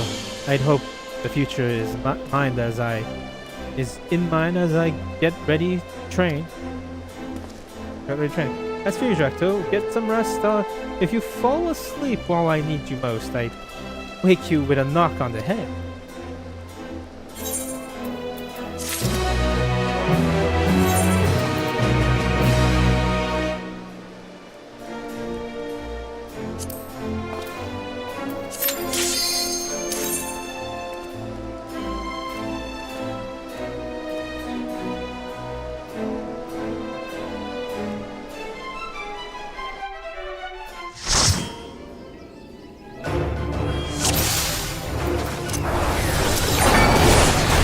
Oh god.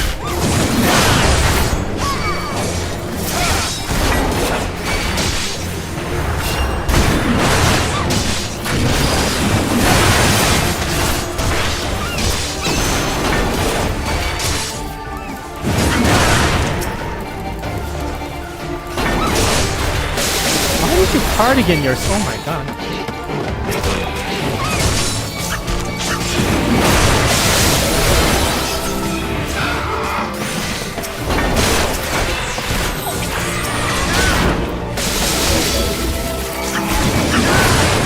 You to sage?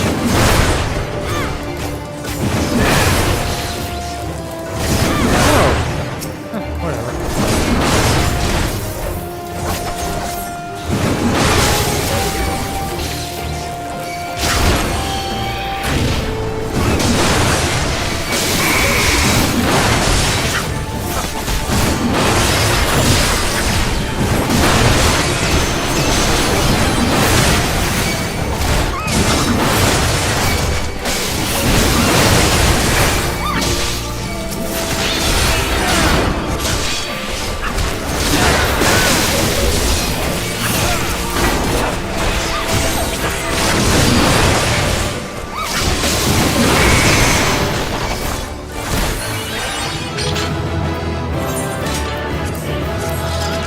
Not give me to you, then cardia me.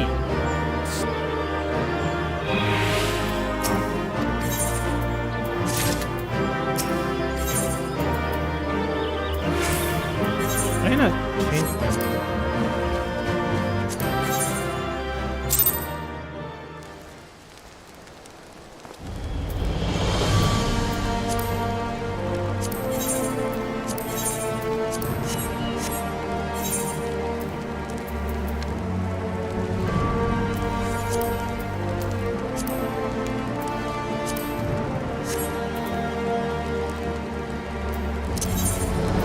think a few fates and living memory would do me some good.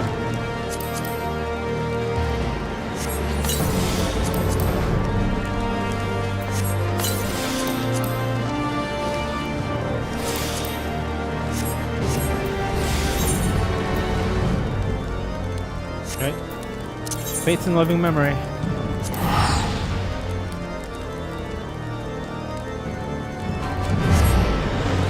Hopefully there's people around.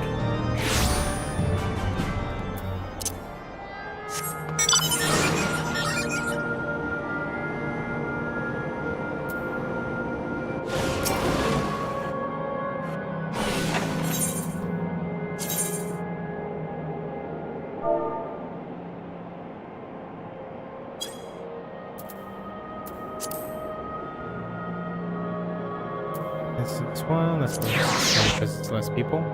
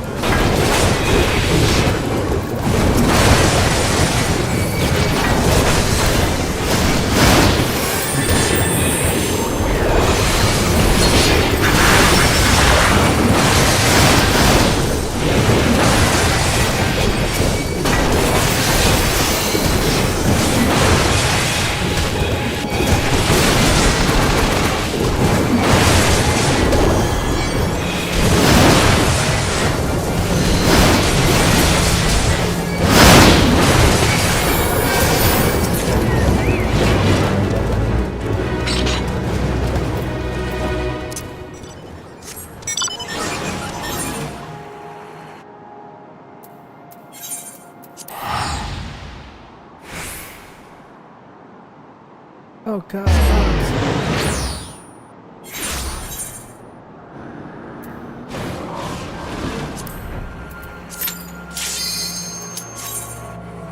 Yeah, I'm gonna level up if I do this.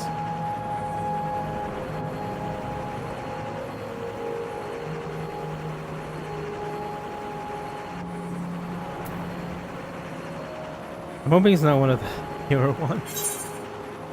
Please look. Take a lot longer and I'm not ready to think that. Or am I? Or am I?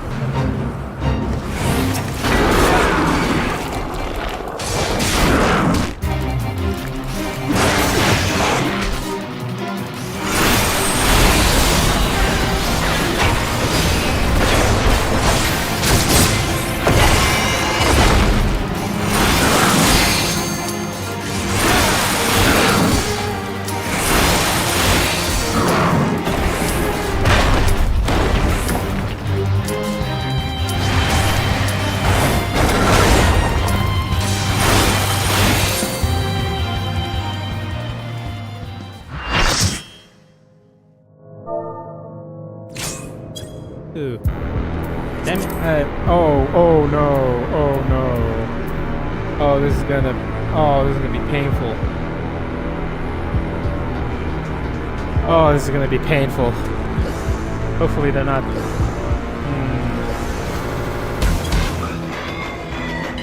I feel like though this will be fine. It's gonna be fine. It's because more than half of you are.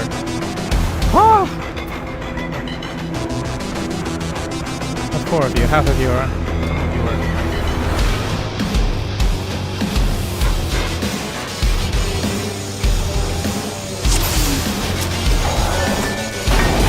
Let the victor's reign be sanctioned by the blood of the fallen. I need more power.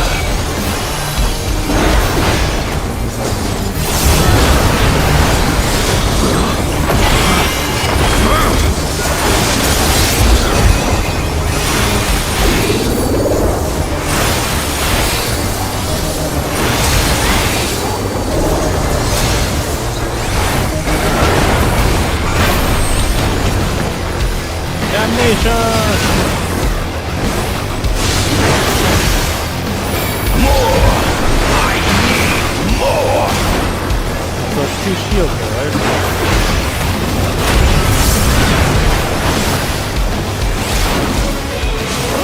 What visions are these?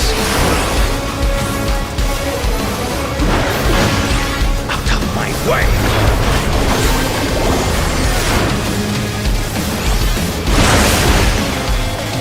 Is this my weakness given shape?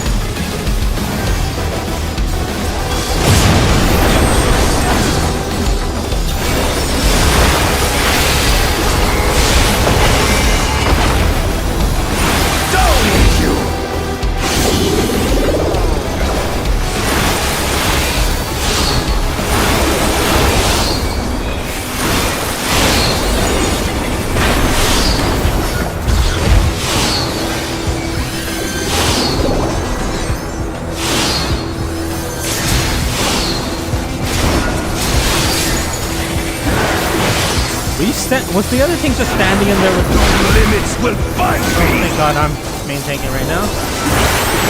No rudimentary amount of this thing that we do.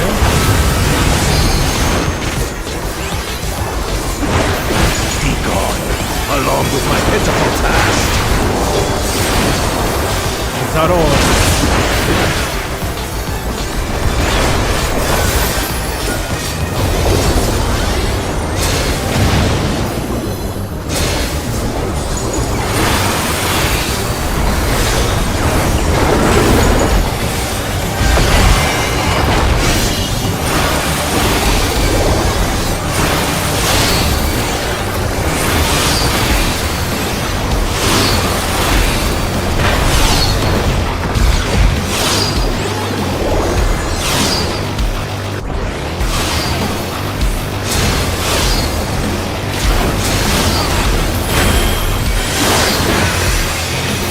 Okay, Drac'to coming up.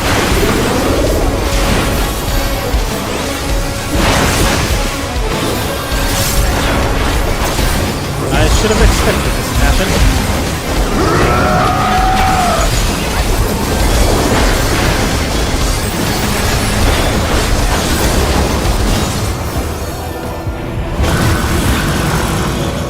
Phase 2!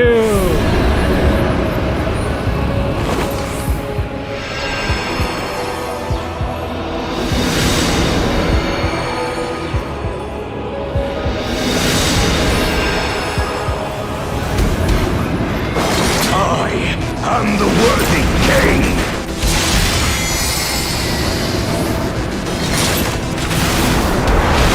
There is no miracle.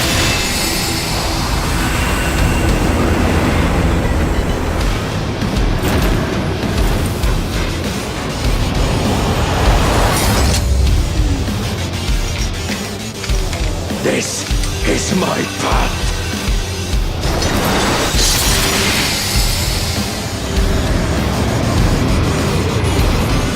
Trust only in myself!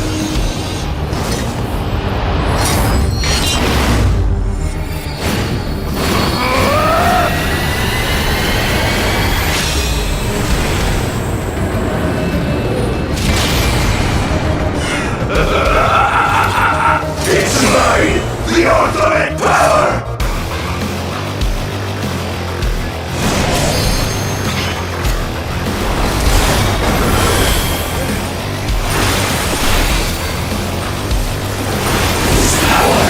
Proof of my authority!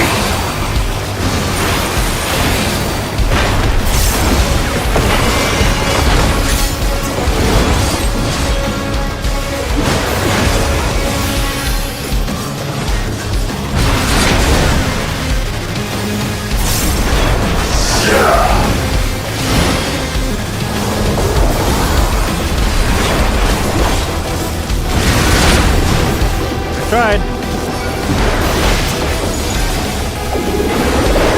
Creation yields to my command!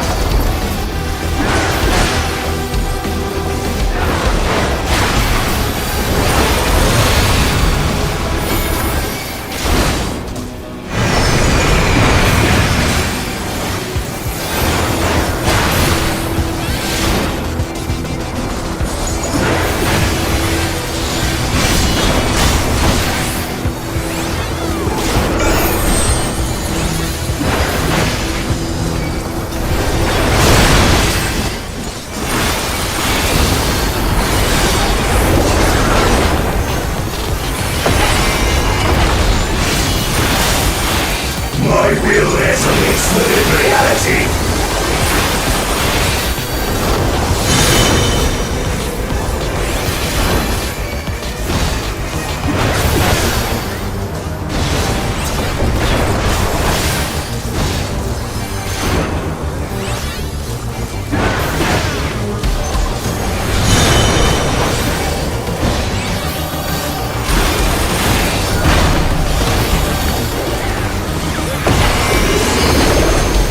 My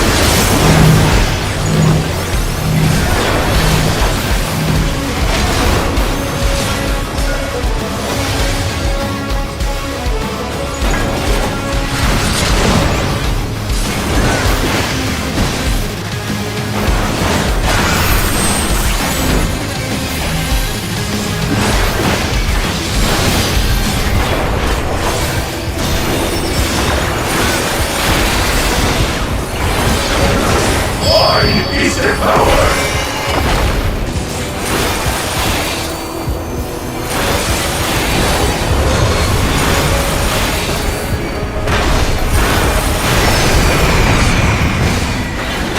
Damnation! Mine is the path!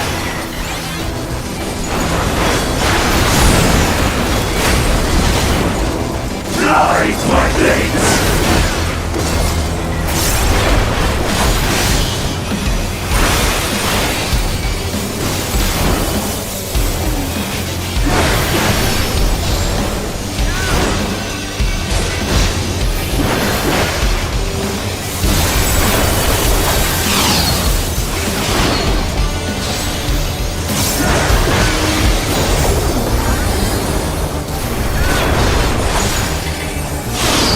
No mercy!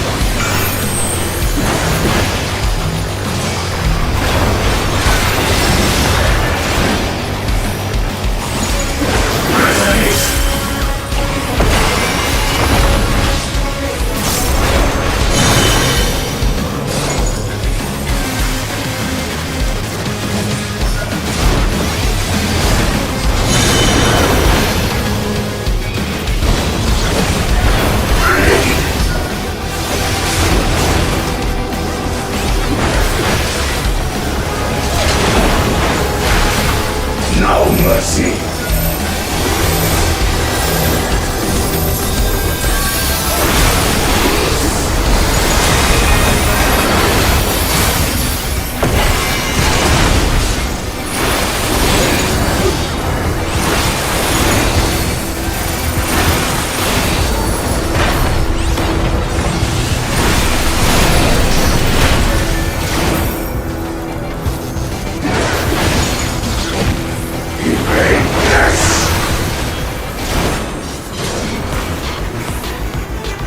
Okay, they get it now.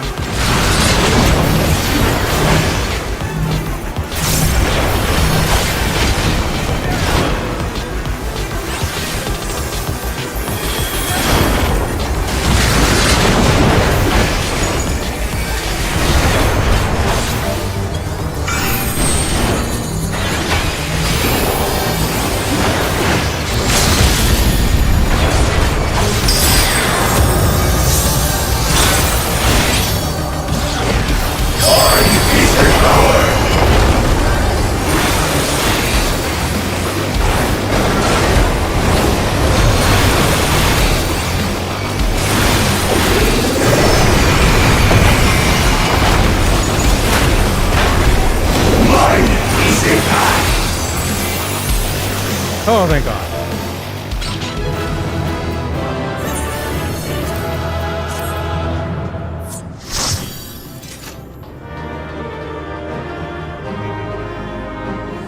Oh, I did like so bad.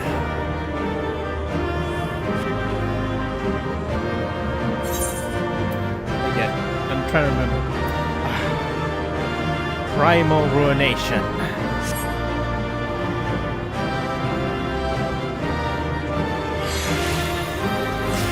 Primal Ruination!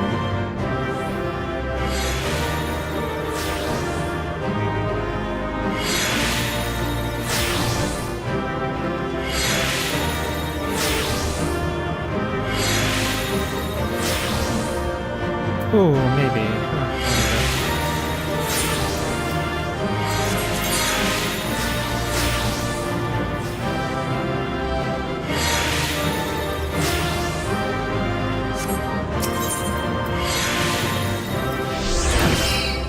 Hey, 3 accommodations, nice. Right, back to Ishkar. Ishkar. To the Foundation!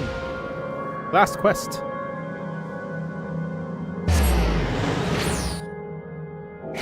That did kind of wake me up.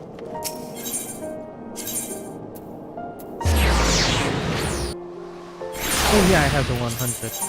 Choker. Choker.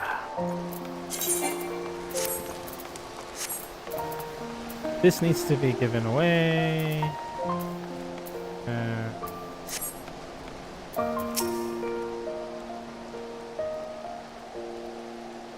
Tantoa finally acting like his old self again.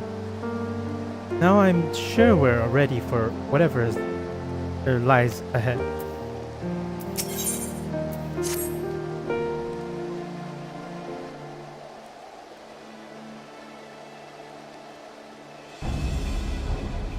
Sir, Heidelop still hasn't sent word. I guess the others might not be so enthusiastic about our plan.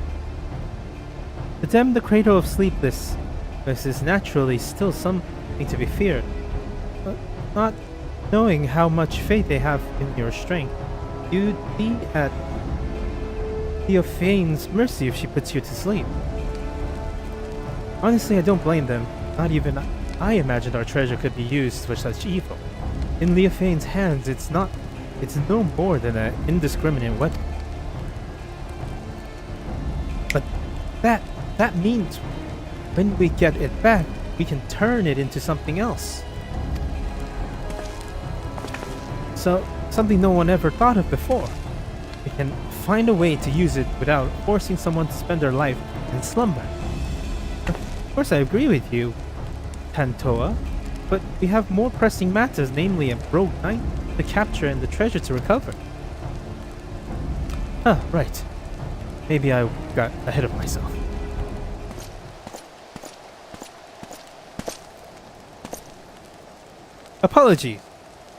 Apologies for keeping you waiting keeping you waiting so long. Temple Knights have finally reached a decision concerning the delegations, the churning mists. And what have you decided? We are pleased to say that the Zon Undu have agreed to join forces with us. Together we shall drive back Leophine should she attack. If her shadow darkens even an ilm of their homeland, our peaceful delegation will turn into a fighting force at a moment's notice. We shall restore the Temple Knight's reputation and recover your artifact in one fell swoop.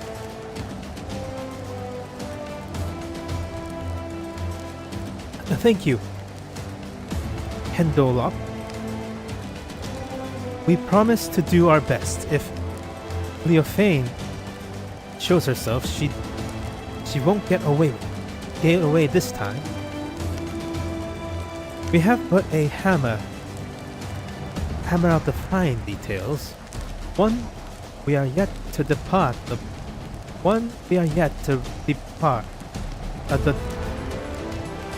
first group of knights. Once we are ready to depart, the first group of knights will leave by airship. I will ask you both to make your way to Zondel as soon as possible, so you may help plan our strategy.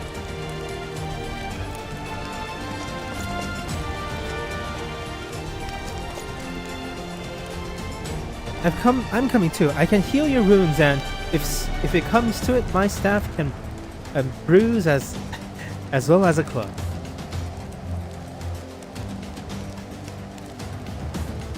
I'm glad to have you with us. I'm done taking on the world alone. I need you, Lozen Nikoi.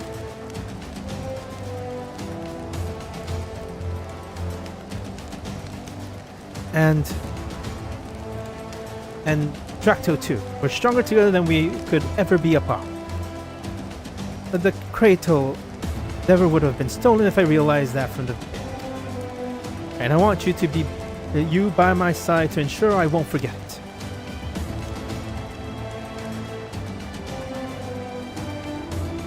Well then, we'd better be off. I'm keen to meet this Chief Banu.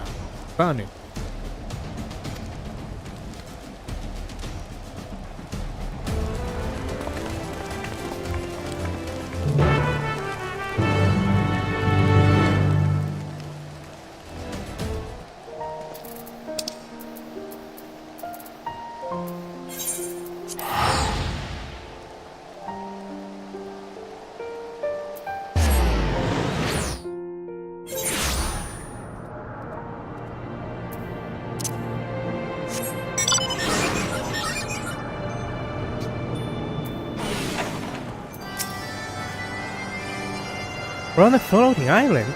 We're on a floating island.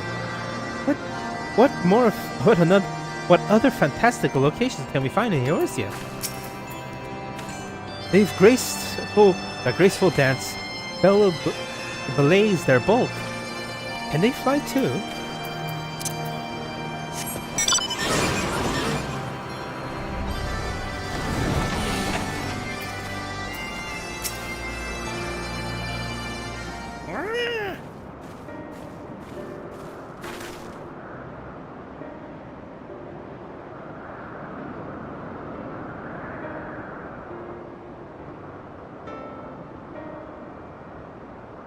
Honored Netherlings, you return to Okzoku.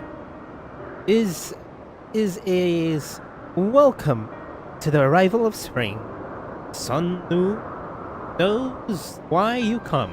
Wicked hearts seek to bring chaos to our home. And so the Zandu shall rise to its defense if needed. As the sun rays catch ways away from the shadow of night, the sun drop dance will keep the tendrils of sleep at bay. Chief Sunnu Vanu, it's an honor to meet you. I am Tanto of Alv, and if this sun drop dance is as invigorating as you say, I would love to see it for myself. The Zandu shall dance before Ishgardian warriors upon their arrival. Brave Tantoa is welcome to join the proceedings. That was your agenda, right? I see. If we're to draw Leophone out, it would make sense to pretend like nothing is amiss. Zandu warriors unify their strength through the sun drop dance, and the sight of such fearsome that many choose to flee rather than fight. Netherling warriors may learn much from such approach. Breaking the enemy's spirit avoids needless bloodshed. Yet, all dancers might hone their skills before or wild animals first. Then the Tundra dance does not fail them at a crucial moment. It is for that reason our dancers await at the outskirts of Zoku for the Netherlings' arrivals. When the performance begins, it shall draw all the attention of all that, like a rolling cloud upon the zone. Watch carefully for so many who will take advantage of the moment. After the dance is finished, Netherling will present Zandu with the Chief Sonu. Netherling ship appears in sky like sudden sun shower, hurtling towards Earth. Swiftly in descent, crash down on Zandu dancers. The ship is embarking as its guardian. Zandu are unhurt, but wounded Netherlings pour from vessel.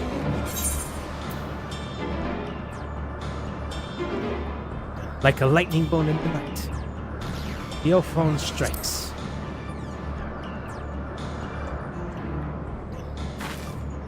The Temple Knights were coming by airship, right? All Leophone had to do was lull the pilot to sleep. She saw right through us, and now we are on the back foot. Great wind can alter even the raging river her course. What matters is to stand strong and move forward. And now we must offer aid to the Netherlings who comes as guests. Right, let's go.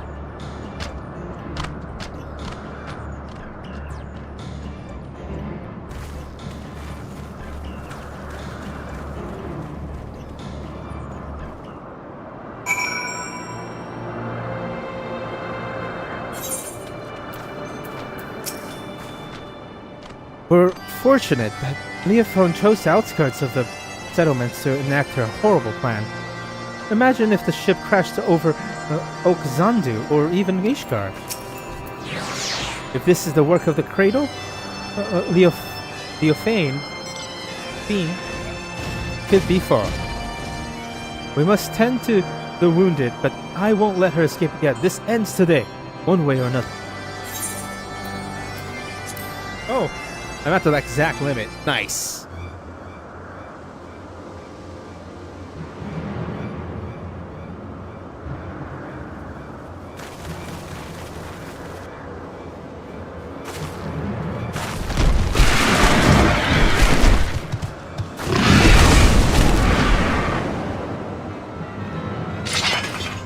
There you are, Leofane. You came all this way to greet me. Oh, I am honored. I only hope my gift was sufficient. It is a shame you shall not see Ishbar come. Alas, I am scarcely to suffer rats to scurry at my feet, threaten to gnaw away at my carefully laid plans. You literally...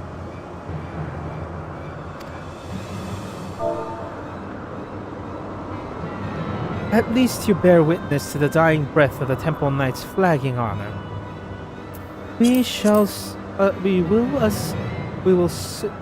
would sooner see the wrecked airplane soar again than their reputation return to its former glory. Yet, even I did not foresee the Zandu would be in the ship's path. The fierce favors me. The fury favors me, for who now will trust a nation so careless to put their neighbors at risk? Everyone knows you're behind it. People won't turn on each other so easily.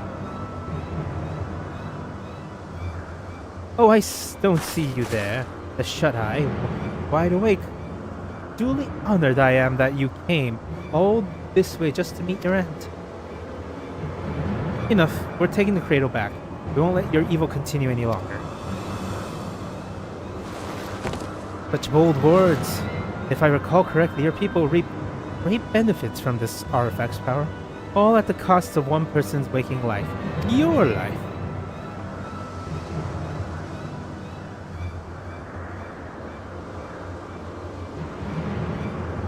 Pray do not misunderstand. This is not means to be a denouncement of your people.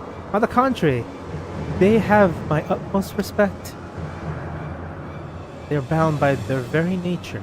We are bound by our very nature. No matter how mighty we become, we are slaves to the whims of sleep. Yet this artifact can sunder such shackles and grant true freedom. It makes its wielder stronger, and their enemies weak. A perfect weapon, if you ask me. I can't say whether using the cradle is right or wrong. I know that a life lived at the cost of another is not a life at all. You're right about one thing. We are bound by our nature, but that doesn't shackle us, it brings us together. Whether I must sleep or awake, as long as Loazen Iki is by my side, that's the life I want.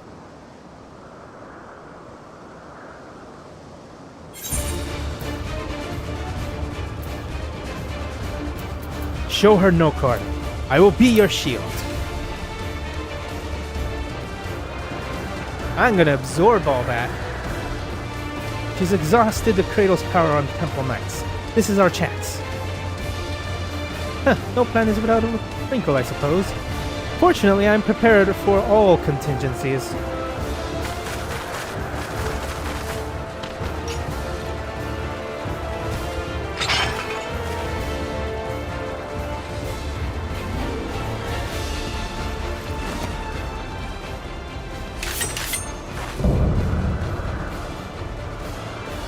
The famed, the unchivalrous.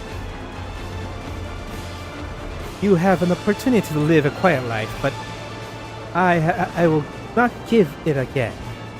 This time I shall send you into a slumber for which you will never awake.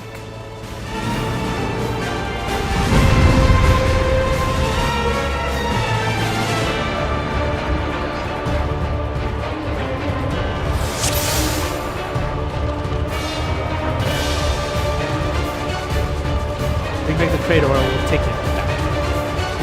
Why not?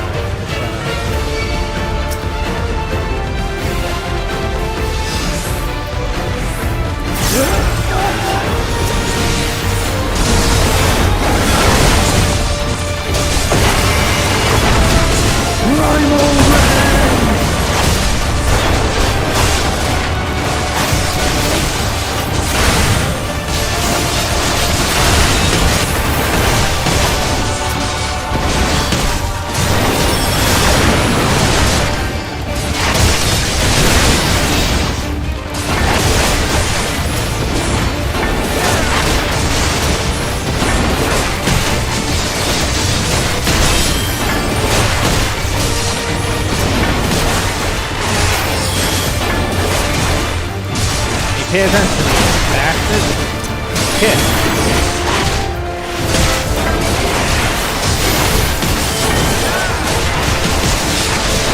Damnation!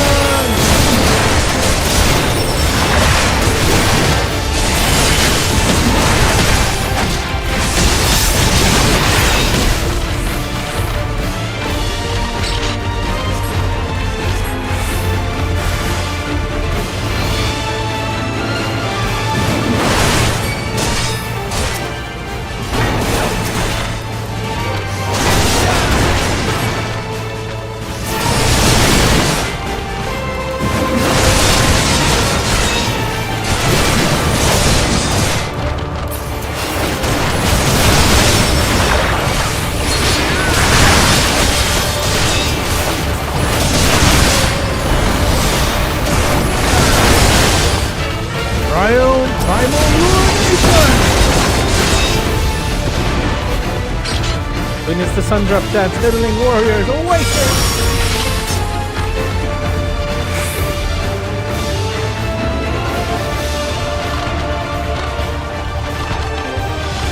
You were attacked? Everyone's awake. Mighty Tsohg, protect diddling warriors, keep crushing like scarlet cat on a stone. With all done. Alarm will descends the fall.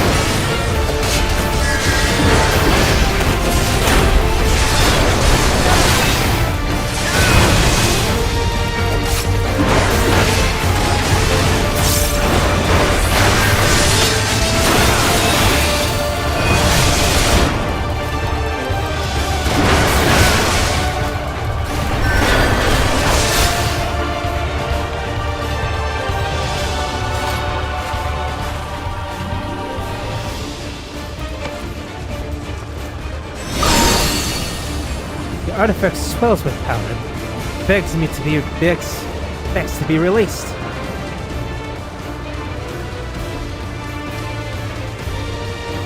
Now you're shut your eyes for the final time. Take a final glimpse of the awakened world.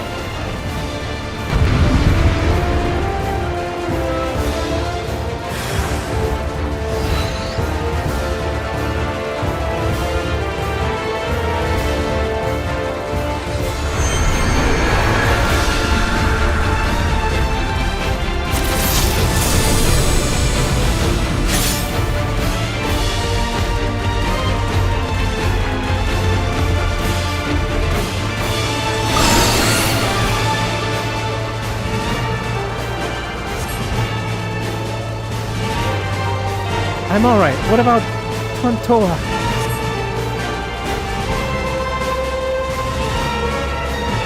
Take this piece of wood as for protection, but a cloud sentiment.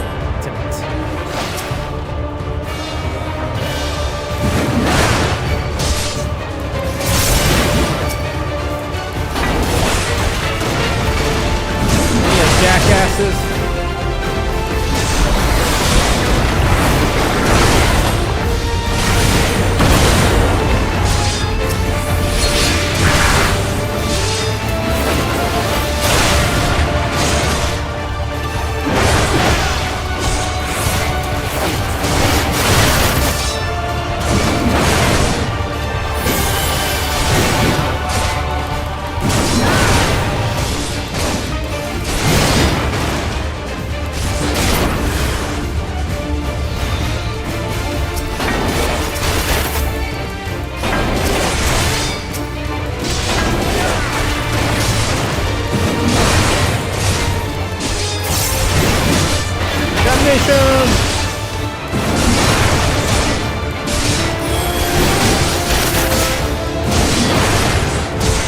awake here.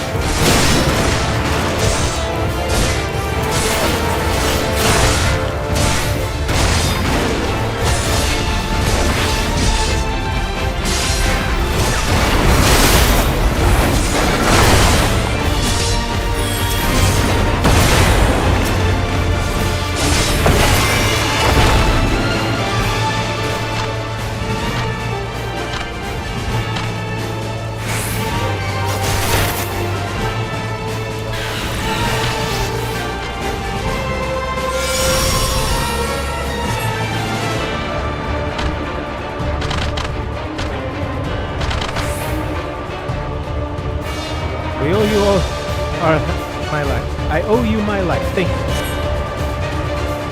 Zandu go to help allies. May Zenith wind guide you to victory.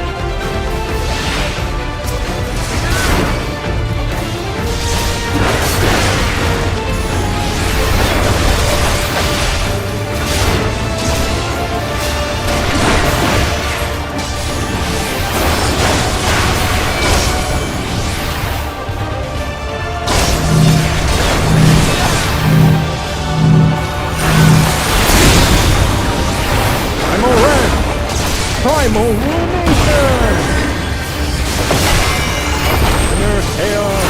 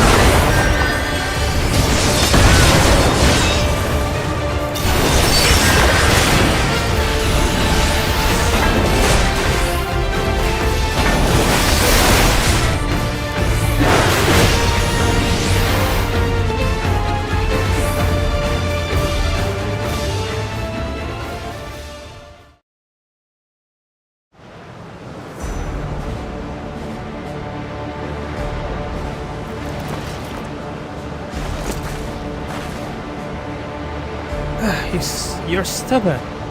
You must have won today, but this is not over.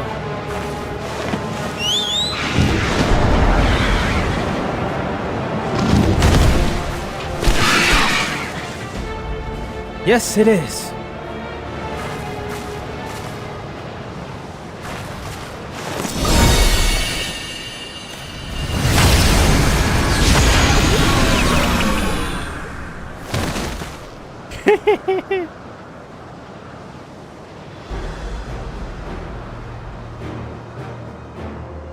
Damn fool!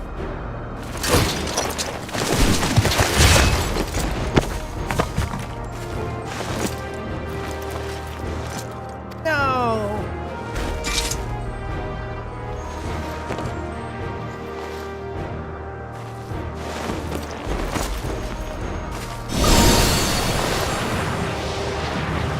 Say goodnight, Leofine.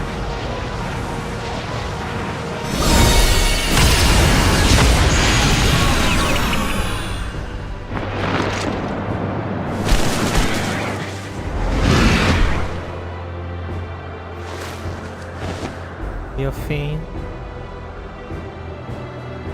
The wide eye watches eternal, and eternal is the sleep it bestows.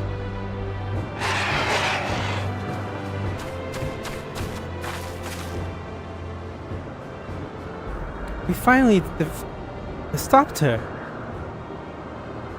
Yes, but we have someone else to worry about.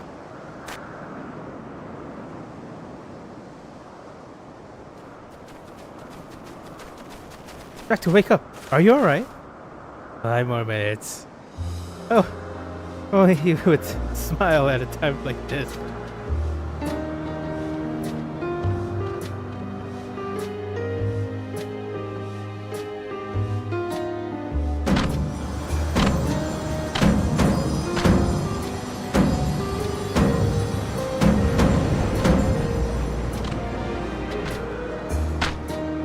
He's awake!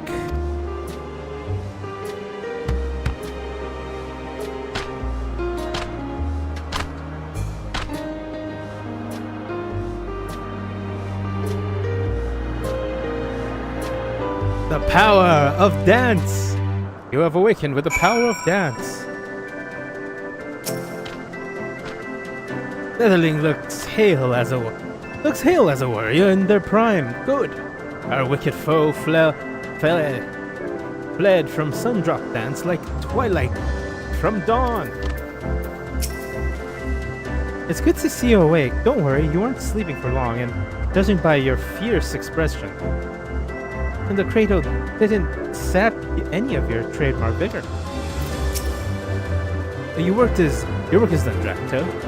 You did a commendable job as our shield, and now you can lay down your burden.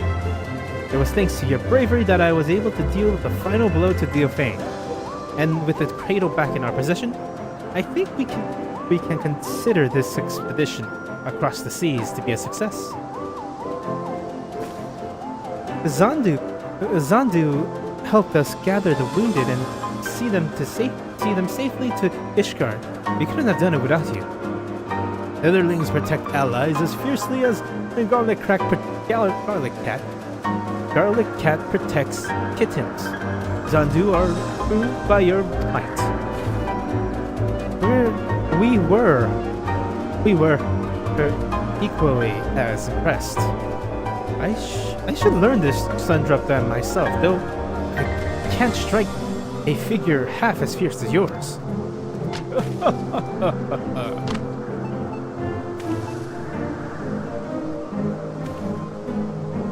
The Zandu seem to have everything well in hand, and Pendelop is slightly eager to see us. We should return to Ishgard as soon as we can.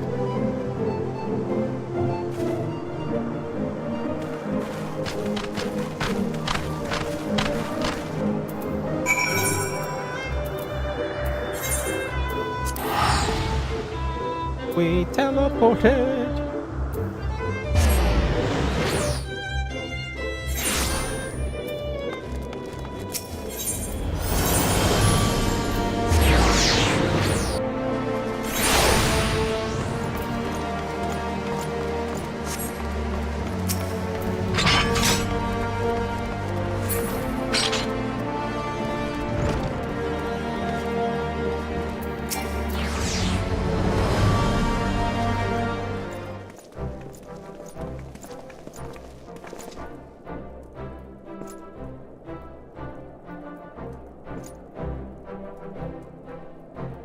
The hero of the day has returned. Thanks to your vigor, your valor, the threat. The hero of the day has returned. Thanks to your valor, the threat that Leofiane poses is no more. What's more, not a single life was lost.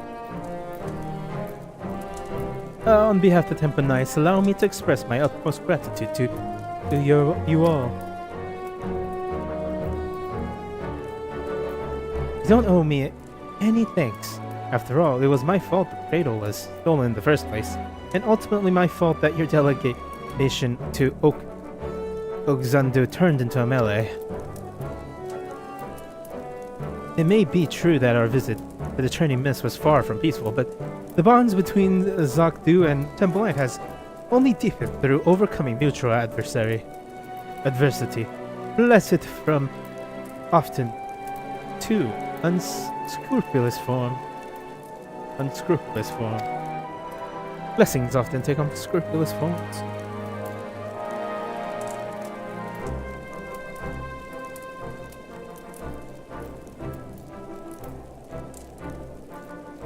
And while we know not whether Leofiane yet lives, we do know that she can no longer reach the source of her ill-gotten power, so we have little more to fear from her. With the crisis behind us, the common folk no longer have aught to fear. We would make known the story of Leofein's scheme and the heroes who worked to foil them. And in time, I hope the trust in our hotel will be restored. The Temple Knights shall continue to build relationship with our neighbors for years to come. Relations which shall form the foundation of Ishgar's future. We shall be honored if you would count yours amongst the allies in this endeavor. Anything you need, simply call upon us. We'll be there, no questions asked.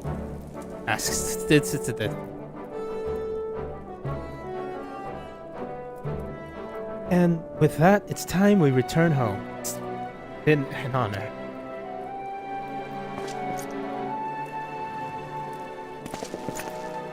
We'll be passing the Torol on our way home. Drac'to, if you have business in this spot, we'd hope you'll speak with us at Baz Teal before setting off. See you soon, hopefully.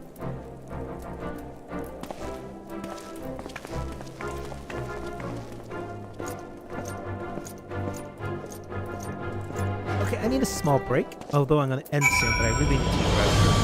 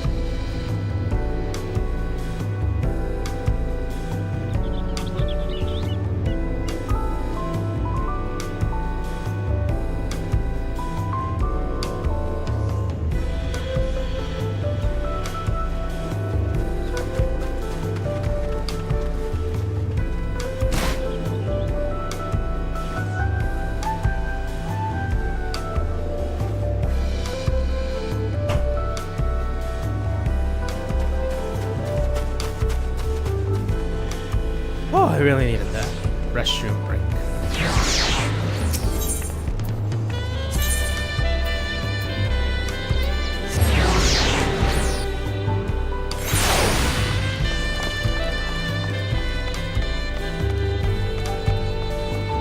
jump, jump, jump to you do, jump.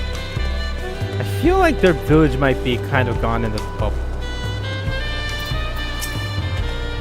I'm glad you made it back to Tuliyollal, Drac'to. I've been in Ishgard for so long I'd almost forgotten what it feels like to sweat. But I remember now, you can be sure.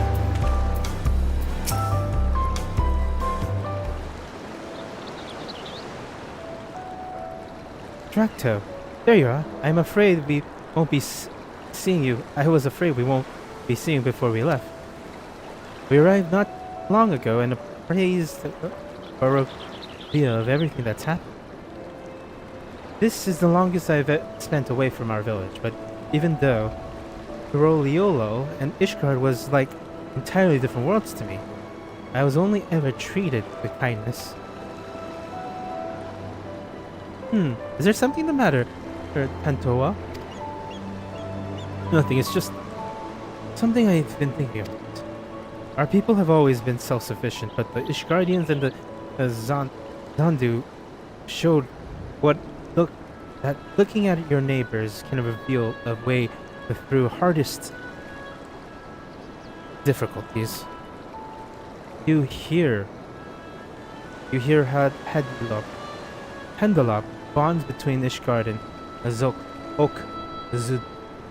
Zudal was only made deeper through their shared ordeal. To trust others so much as to trust another to such a degree, well, I think it's a goal we should all strive towards. We have at least one friend like that, don't we? He who bends his ear to every note of the Narwhal's lullaby without a shred of fear in his eyes. That's you, Drac'to. For believing in us, for believing that no matter the outcome, your actions would not be in vain. In so doing, you've taught me the worth of fighting alongside allies you can trust. Even if your shield breaks, that is not the end. You're right. It's our faith in our allies and their faith in us that gives us the courage to protect each other. But approaching someone with open arms doesn't mean they'll accept you. The relations between our people and our neighbors have been strained by generations of mistrust, and we must take care to amend them properly. If we can do that, and learn to look towards the future hand in hand, then there will be no need to use a cradle ever again. People can sleep and dream untroubled and awaken with bright eyes.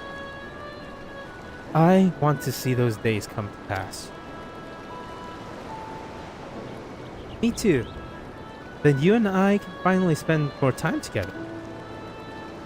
Right, of course.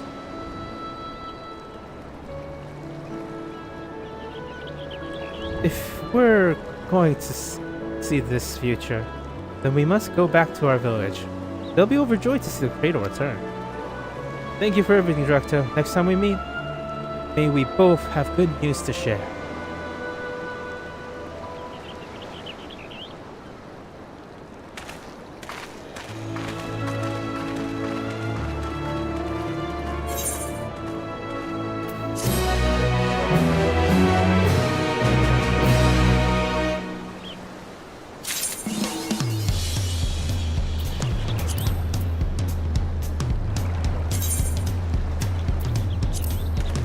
What? No title? You bastards! You stingy bastards! Oh, she's gone.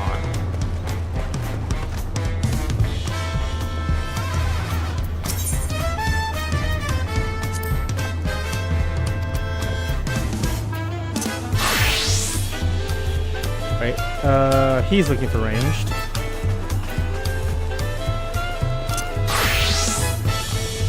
Alright, this person is looking for...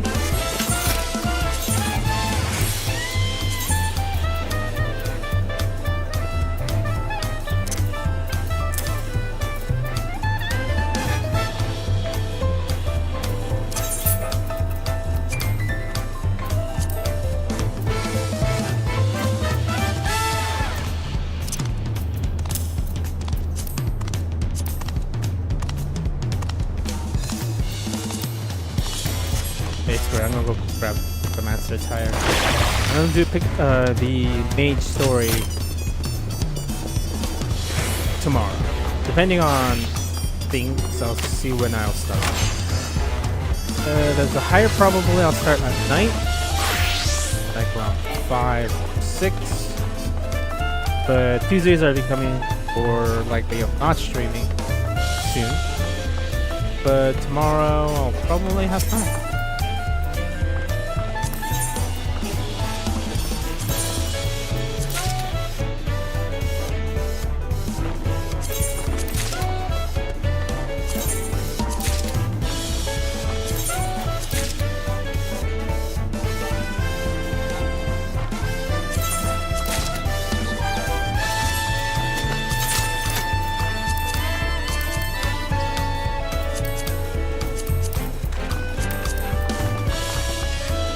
Okay, good. 660! God, that is terrible! I need better earrings. Oh, more like I need a ring. A good ring. The ring of rings. Anyways, I'll be back tomorrow with